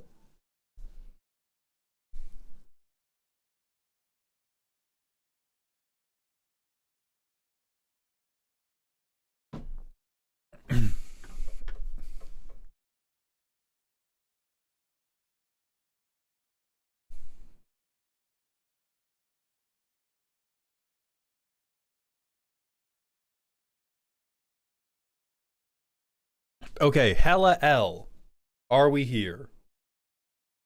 Are we in YouTube chat? And I've missed you. Have I been hallucinating you not being here every time I've asked for you?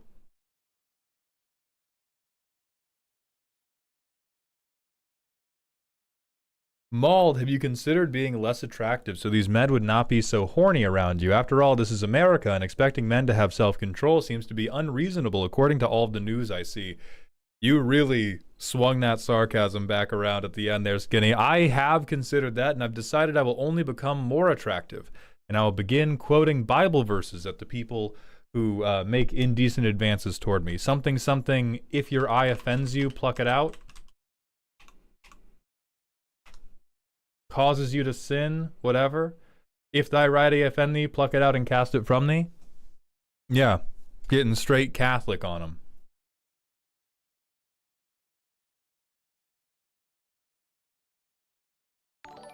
Honest but stupid question. Have any of them been like, Maldhound, you said you would smash this art of a character on a card and say, I look like the art, and have you tell them they really don't?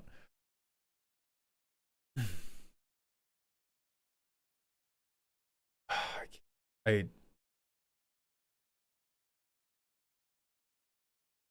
can't drop the deets on this one, but I have one example that's kind of like that. If you've watched John Kirikow, it's the I have one kind of half exception. Nobody has ever done that exact thing. There has been somebody I know who has compared themselves to an MDG artwork in a way that was meant to have some relation to me, and they were lying straight through their ass. But it was not about oh, you said you would smash this card, I look like this card.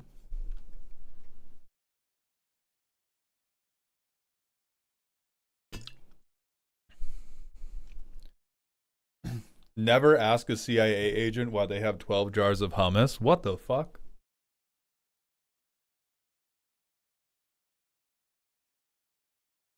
All right, Hella L. Calling out one more time. Have I been tagged by them?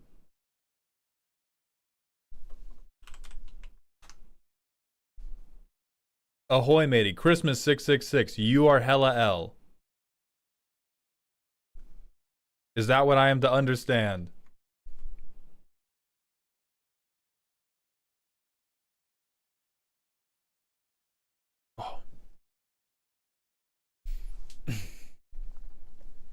What if she's cosplaying Sphinx Ambassador? If Z cosplayed Sphinx Ambassador, I would be extremely normal. I would be extremely normal. I would be very cool about it. It would not even be a thing. Hey boss, I know you probably get asked this a lot, but how do you decide what commanders to do a roast on? So the way I pick, live example of how I pick the next commander. I open YouTube Studio on my phone. I open the comments of one of my 3 most recent commander videos. I scroll until I see a commander that makes me go, oh yeah, I could do that one. And what I look at is how long has their streak been?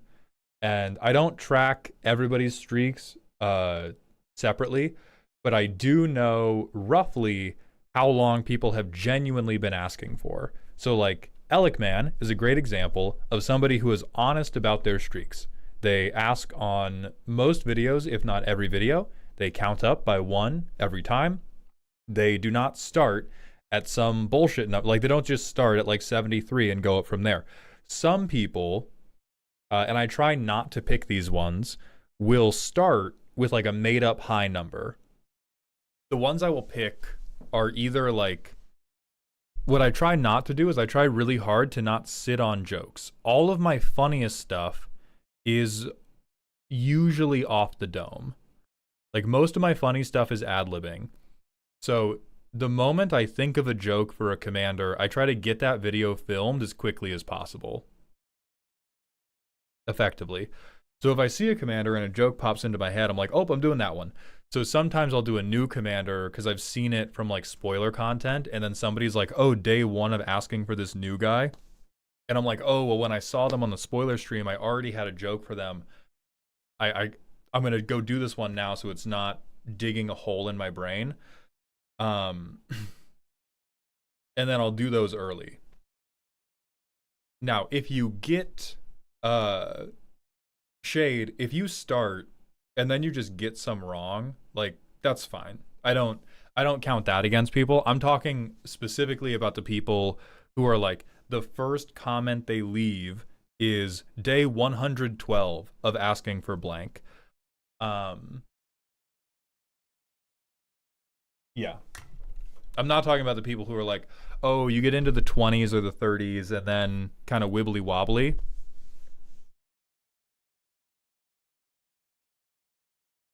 Hey boss, are you doing the deck reviews for Strixhaven? Yes, we are doing it on Tuesday. What comment section was that again? Comment sections of my TikTok or YouTube account on deck roast videos.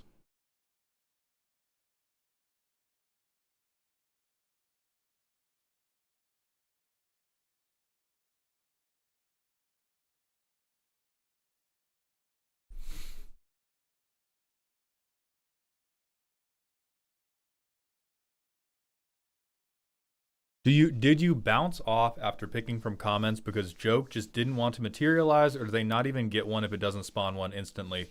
No, most commanders I'll go and sit with. There have been like single digit commanders where I have had to where I have picked them and then was not able to roast them the day of. Commander roast shorts. If you comment on a deck video, I'll love you forever. But you don't need to comment it on the deck roasting videos. I think one of the only commanders where I sat down, could not think of anything funny, and ducked doing their video for a while was this guy. Holy fuck. Did it take me a long time to have anything more to say about this guy other than like something peekaboo.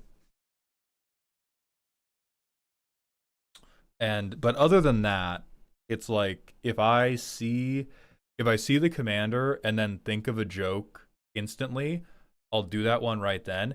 If I see a commander and don't think of a joke instantly, I just write it down in my notes app, and then I'll set aside an hour to go write and film the new one. Meki, you are right. That is a good meta joke on the commander.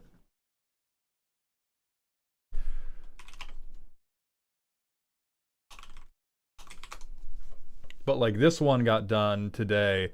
And this one got done mainly because I was like, oh, new card, funny card, new card, funny card, free money, go. And I just wrote in my notebook, like from 9:30 to 10:30 this morning, film something for Raw. My God, is he dog shit? This card's so bad, which I love. It's awesome. It's so fucking dope. It's my favorite. It is my favorite planeswalker in the whole world. Why is Raw black now? This is a like mini teaser for Reality Fracture because they're doing like Omen Path stuff. And so this is alternate reality Raw Zarek. So this version of Rawl was never Izzet. He was always Orzhov. It's multi-timeline fuckery, as Antario's saying.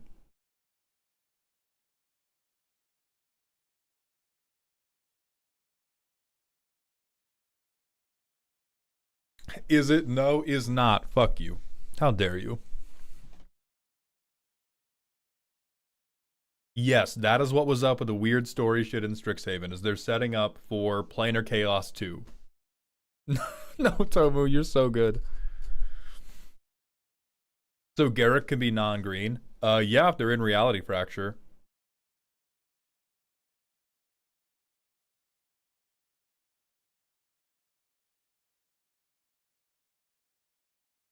But yeah, I love this guy. He's so terrible.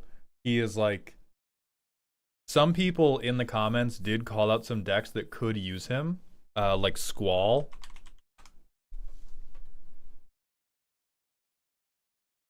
Squall can kind of use this guy.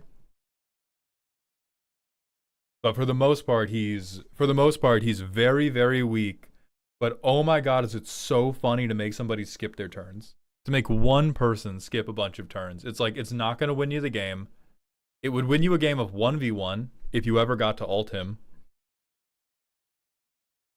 I genuinely could think of a few decks that would like the repeatable Surveil 2.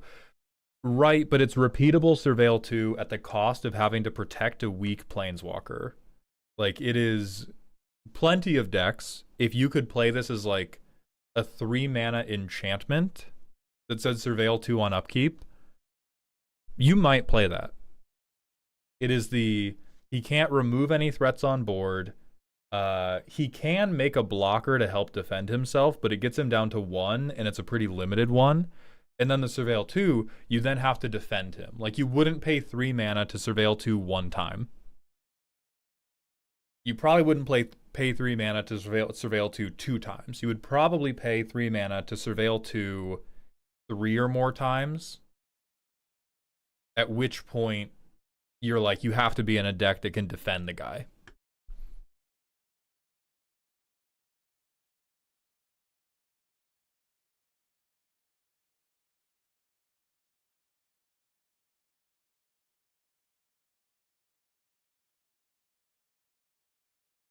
I might pay 3 mana to get back my 3-drop if it's good enough. Dog, I'm about to blow your fucking mind. I explode your brain with my knowledge of powerful magic cards. Look upon the draft common and weep. Finbar, thank you for the drink water redeem. Gorkamedes, thank you for the Twitch follow.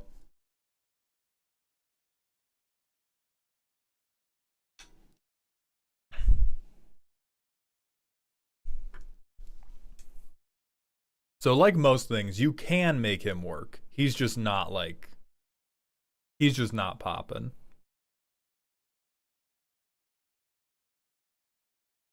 Okay, but Unearth isn't really a draft common, it's really a constructed common. Yeah, but is it a common that you could draft?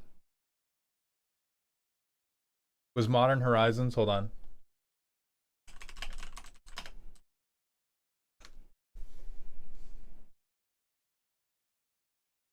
Oh, look at that. Draftable. Banned for lying.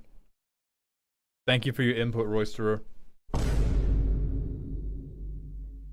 Man, pedantry doesn't become you. Banned for pedantry. I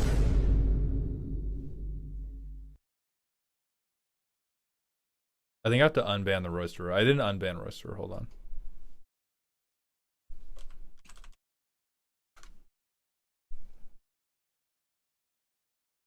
But there's a lot of ways to recur in black that he is not the best at. If you are playing Rawl, it is likely because you want to protect him and you want to try to do this turn skip bullshit.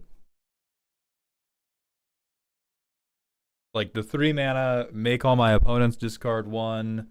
It's cute that you can do any number of target players, so he can also be a discard outlet for you. But he is 100%, 100% he's a jokester card. All right, I'm calling out one more time for Hella L. Why run this guy over Lily? You like men. And the alt is funnier. Those are the 2 reasons.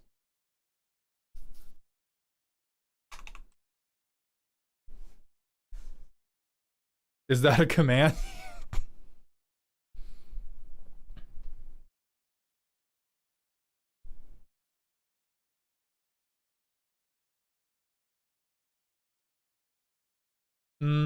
I don't think he's just a shittier Lily.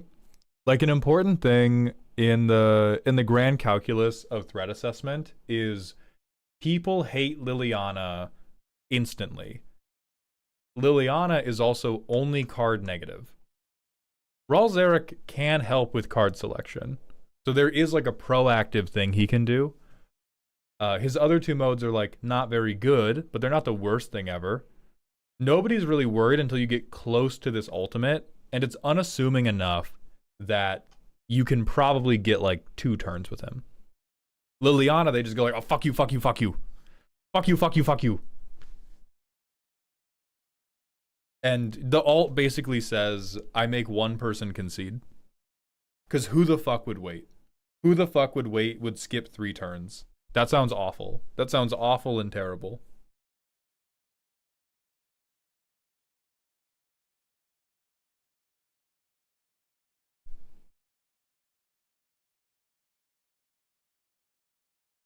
-7 potentially doing nothing is crazy funny. Somebody tried to check me on the video I did because as like the final joke, I flipped a bottle cap and was like, oh my god, they're skipping no turns, fuck. And somebody went, well, flipping a coin and landing on tails 5 times only has a 4% chance. Maybe be a little more serious. As if Commander is not the game where we all go out on a limb over and over and over for the 1 in a million chance. I mean, like, thank you for the comment, first and foremost. Anybody who comments on my videos, I appreciate you. Even the people who are commenting hate, thank you for the engagement. I will simply, my brain is too smooth. I love myself too much. You will bounce off this forehead. This is the Iron Dome. This is the real Iron Dome. Known serious guy, Maldhound. Yeah.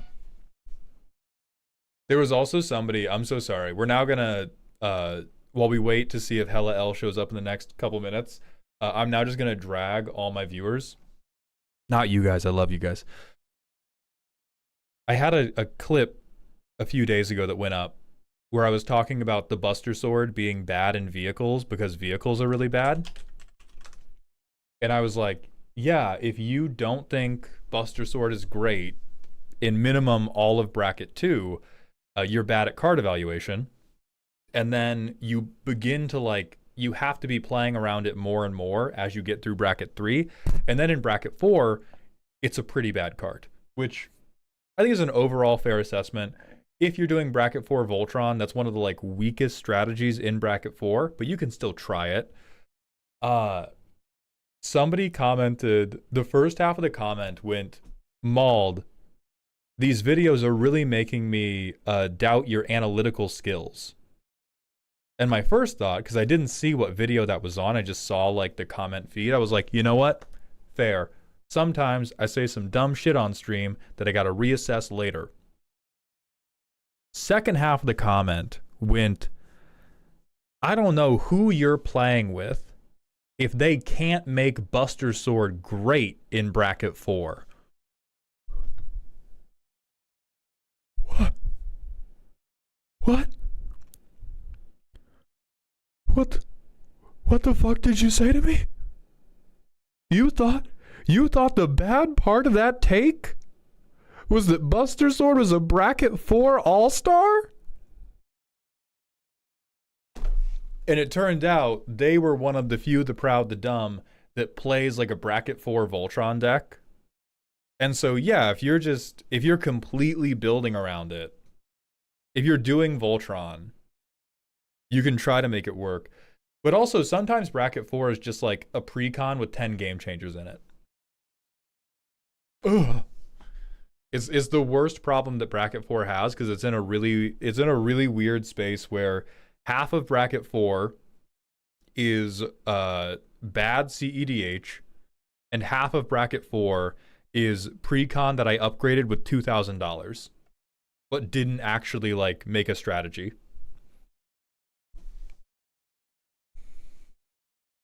Part of why the bracket system doesn't work, I don't think that's true. I think that is a limitation of the bracket system. By and large, the bracket system does work really good.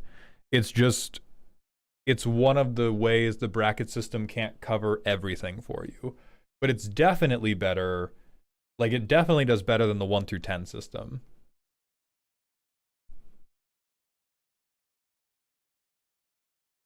And honestly, I think even though bracket 4 is a confusing mess, it's kind of good, because bracket 4 ends up being like a hazmat zone. It's like a nuclear waste zone,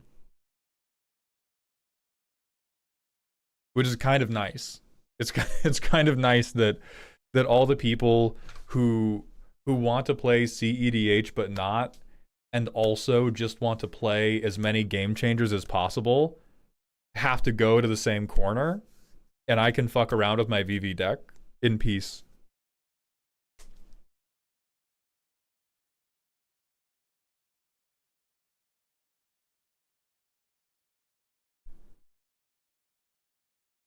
I want to play CEDH with only like 2 game changers. You might like Popper EDH.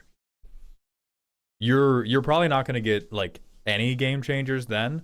But if you're like, oh, I want to play CEDH, but I don't want to use all of these like crazy pushed cards, check out PEDH, where you have an uncommon commander and everything else is commons. They still have some combos. Combat damage matters a lot more, but you can get what you're talking about. Hey Maul, do you talk about your decks a lot? Do you have an account on like a way to view your current list? Yeah, I have Mauled Magic Academy. But then I can't run my go-go deck. Siri, play You Can't Always Get What You Want.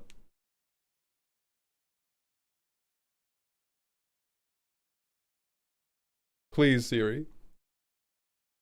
So I have a lot of decks. Like there's this one that I've been working on that is not in a workable place yet, where I'm trying to get a like aggro Pramicon deck to function. I've been too greedy, and I have not played enough just like straight up good cards. But there's something to the idea. But right now it's still a failure. Most of these are duplicated from other people, so I can work on them. There is the Reanimator, which is my Turkish Ice Cream Man deck. These, I think, are also all duplicated. There's my VV deck.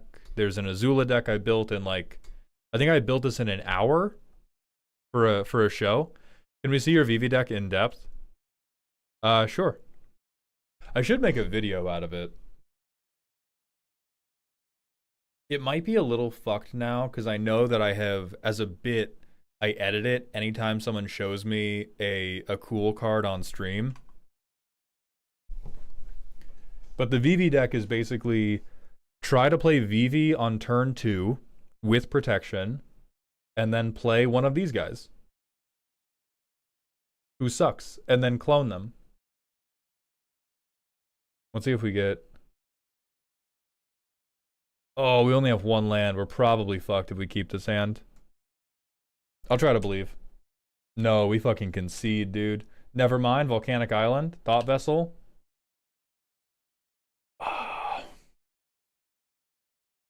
If I were being an adult, I wouldn't play VV here. I would play Surveyor's Scope. And then I would... No, I don't scoop now. On someone else's end step, I crack... Oh no, 2 more lands. Now we get pretty close to scooping, actually. Alright, now we go... Bam, bam, bam. I'm definitely not the threat. But you missed a land drop? That's fine.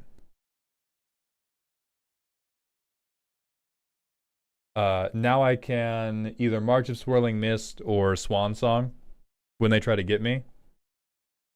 I yell VV trigger!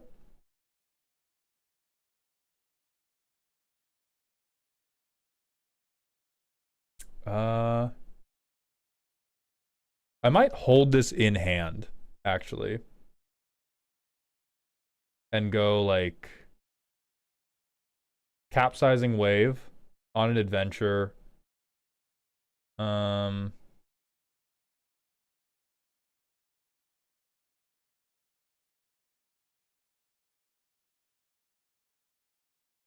You needed to tap both colored lands. That I don't believe is true because this land turns... Oh, I did. Yeah, I did. Oof. So we probably scoop off of that. We probably scoop off of the pip stuff going wrong. Yeah. But the goal is to do, like, Myojin of Cryptic Dreams, cast 4 of these, swing 24 unblockable. We don't get anything fun that turn. Stock up, we get anything fun here. Holy shit, we get our goat and a mana rock. But yeah, VV big guys. There's probably a lot of stuff from recent sets that I can upgrade it with because they've been dropping some very, very funny heat. My favorite thing to do in the deck is Trumpeting Carnosaur plus a clone. This guy plus a clone spell, holy shit. It amuses me that all the bracket 3 stuff I see from you is better than most of the bracket 4 stuff I see at my local FLGS. Yeah, because I build decks with a plan. Because I build decks that have a goddamn idea behind them. But like the... Oh, a really dumb and greedy card that I should be playing is Extravagant Replication. Because the deck is playing 1,000,000 mana rocks. If I could stick this, I wouldn't clone VV, but I would either clone my mana rock or I would clone my big dumb guy. And both of those are pretty good outcomes for me. Let me see, is there a like generic good card I could get rid of for this? I definitely cannot go down on lands. Mental Misstep is, I think, a joke behavior. Oh no, Mirror Match was also joke behavior. You will become Extravagant Replication. Malik, yeah.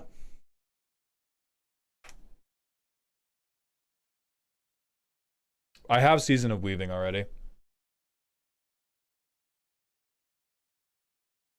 And then, I don't think I need Imposter Syndrome.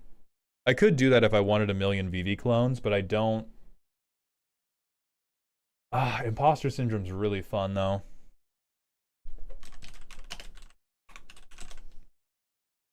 I think I am going to do that.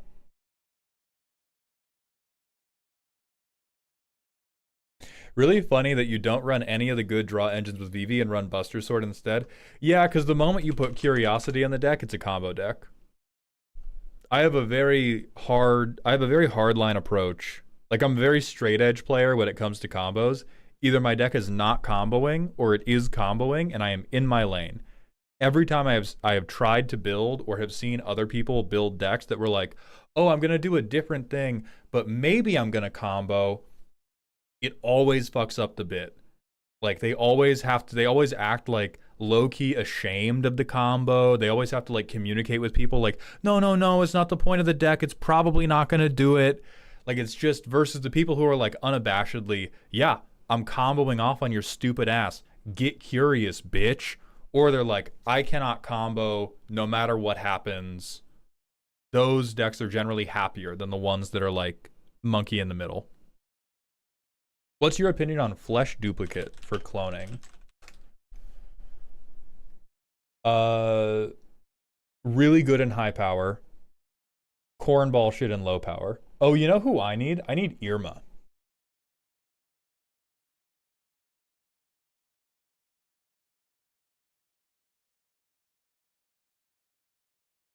Where's like...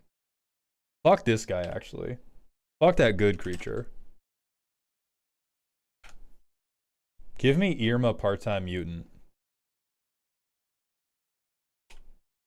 Okay. This looks kind of good. I get to Signet. I don't hit a land drop. So this would be another... This is a really good hand if my enemies are tapped out. If my enemies are not tapped out, I'm mega fucked.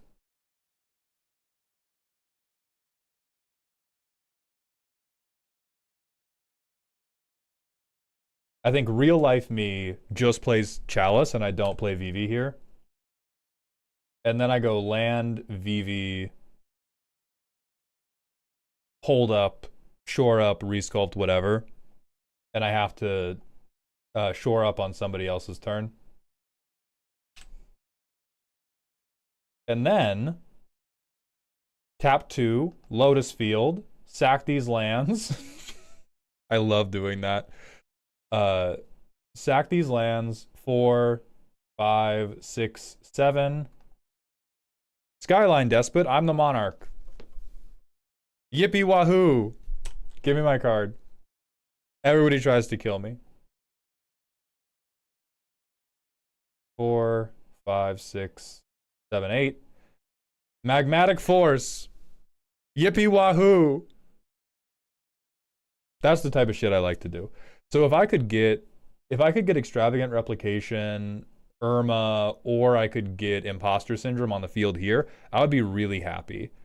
So most of what the deck tries to do is, I don't try to play control, but I try to keep like one piece of interaction in hand to stop somebody from killing me or winning the game, and then just slam idiots like this. And it's still very tough to politic because VV is a broken card. Like, VV's so good, I never tell people, oh my god, like, don't worry, it's cute. I tell people VV's worth killing. VV's a very good card, he's worth killing. But usually after I resolve one or two of these creatures, they're like, oh yeah, okay, we can focus on the actual combo player. Not with Magmatic Force. Magmatic Force, everybody tries to kill me. As they should. Oh, this is a almost great hand. Pinnacle Monk. Signet. Stormcarve, VV. VV Trigger!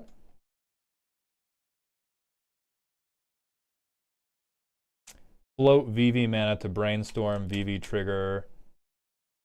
Oh yeah, and then 2 lands go on top. And now I sit with my free counterspell. And just hang out. You can even do dumb shit like float 2 mana, 3 mana. War Room, great. Fuck, it's Vesuva, kill me. But now I'm just hanging out till I draw something good, which I'm never gonna do apparently. Please? Okay. 3 steps ahead I can do something. Because VV, if I don't have a big shithead, I pass the turn with open mana, and then I do blue player shit. Yeah, fairest VV deck ever, still broken cheatery. I like to think it's the fairest VV deck ever that's still VV. Because other people have tried to like pitch me VV decks where they're like, oh yeah, it's fair VV. And they're like, oh, it's VV with no non-creature spells. Okay.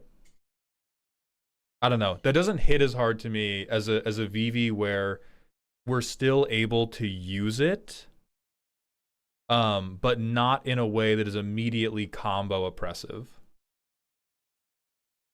Fairest VV deck free counterspells? Yes. Fairest VV deck that is actually a VV deck. free counter spells. Have you considered Mishra's Bauble and Urza's Bauble as just free mana? No, I try to keep as few free mana sources as I can while still having the deck function. Like, I could have more of these Cheerios. I have what I currently believe to be the minimum number of Cheerios that make the deck work. I want the focus to be spells like Volcanic Vision, spells like Skyline Despot, kicking Rite of Replication. And so I have tried to keep the like the premium support to a relative minimum. Obviously, I still have Game Changers. I still have Mox Amber, but I tried to play on the lower end of those versus the higher end of those to stop them from being like, oh yeah, he played Vivi Stompy, then played Vivi and played 5 0-mana rocks, and then floated 10 mana the next turn. It just wouldn't feel right, IMO. Like, look at this dumb fuck curve. That's the spirit of the deck to me. 1, 2, 3, 6. I'm doing a ski jump, bitch.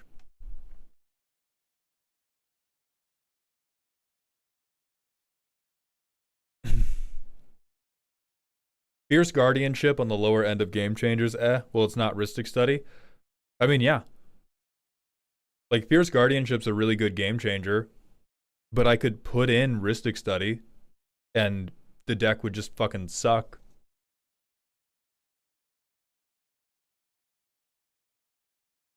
I could put in Jeska's Will and just have everybody fucking hate me. But instead, I resolve Intuition. I put Combustible Gearhulk, Trumpeting Carnosaur, and Sphinx Ambassador in a pile of 3. And I'm like, you pick. Fierce is one of the stronger game changers. Correct, but there's a difference between proactive and reactive. Rhystic Study is the strongest and, like, proactively guarantees your entire game. If you play Vivi, everyone will hate you. Tell that to everybody I've played the Vivi deck against. I have like a 100% conversion rate. 90% plus. I cannot think of a single person who has played against this deck and not been like, oh yeah, neat.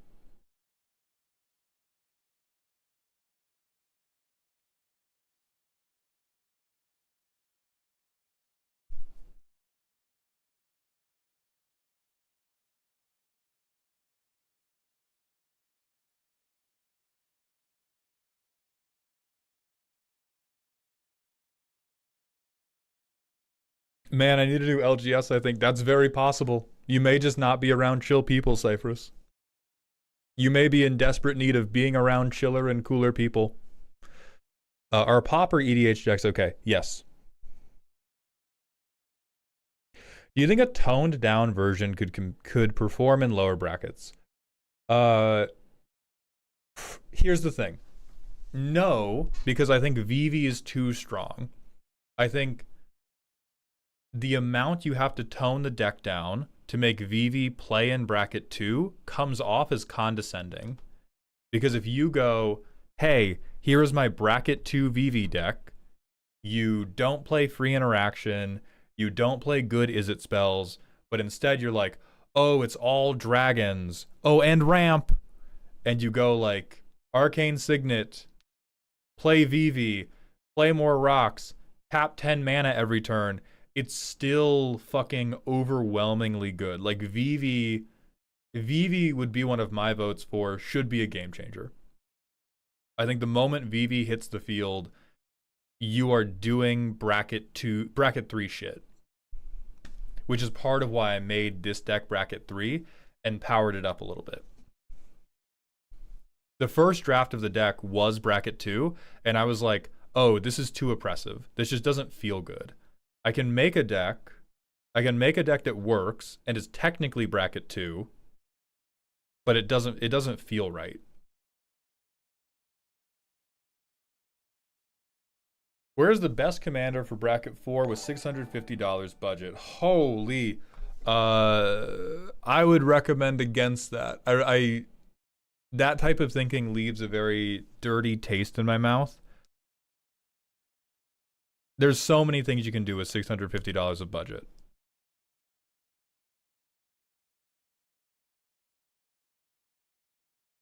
Wait, you have your cantrips tagged as card draw. Do you think this is a deeply serious card draw tag? Do you think I'm sorry. Do you think net one card is my deeply serious card? Please.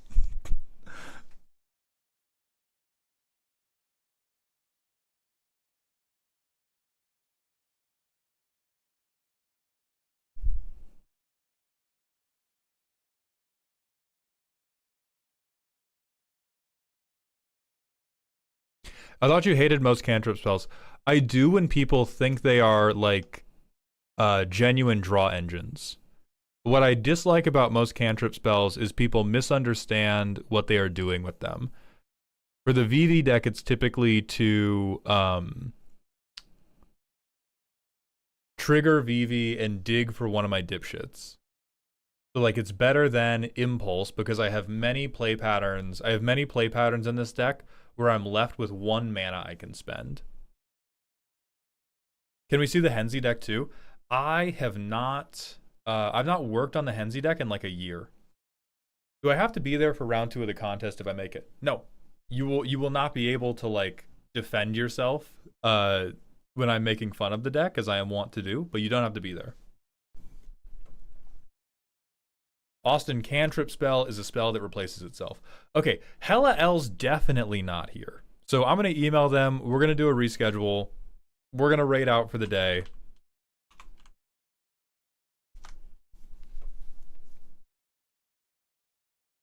Thank you all very much for being here. Let's see who of the homies is live.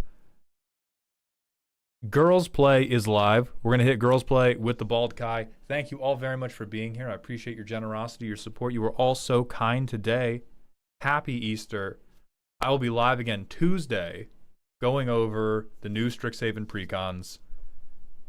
I hope you enjoyed today's show, and please remember to stay toxic. YouTube, that's just it for us, but I will see you Tuesday.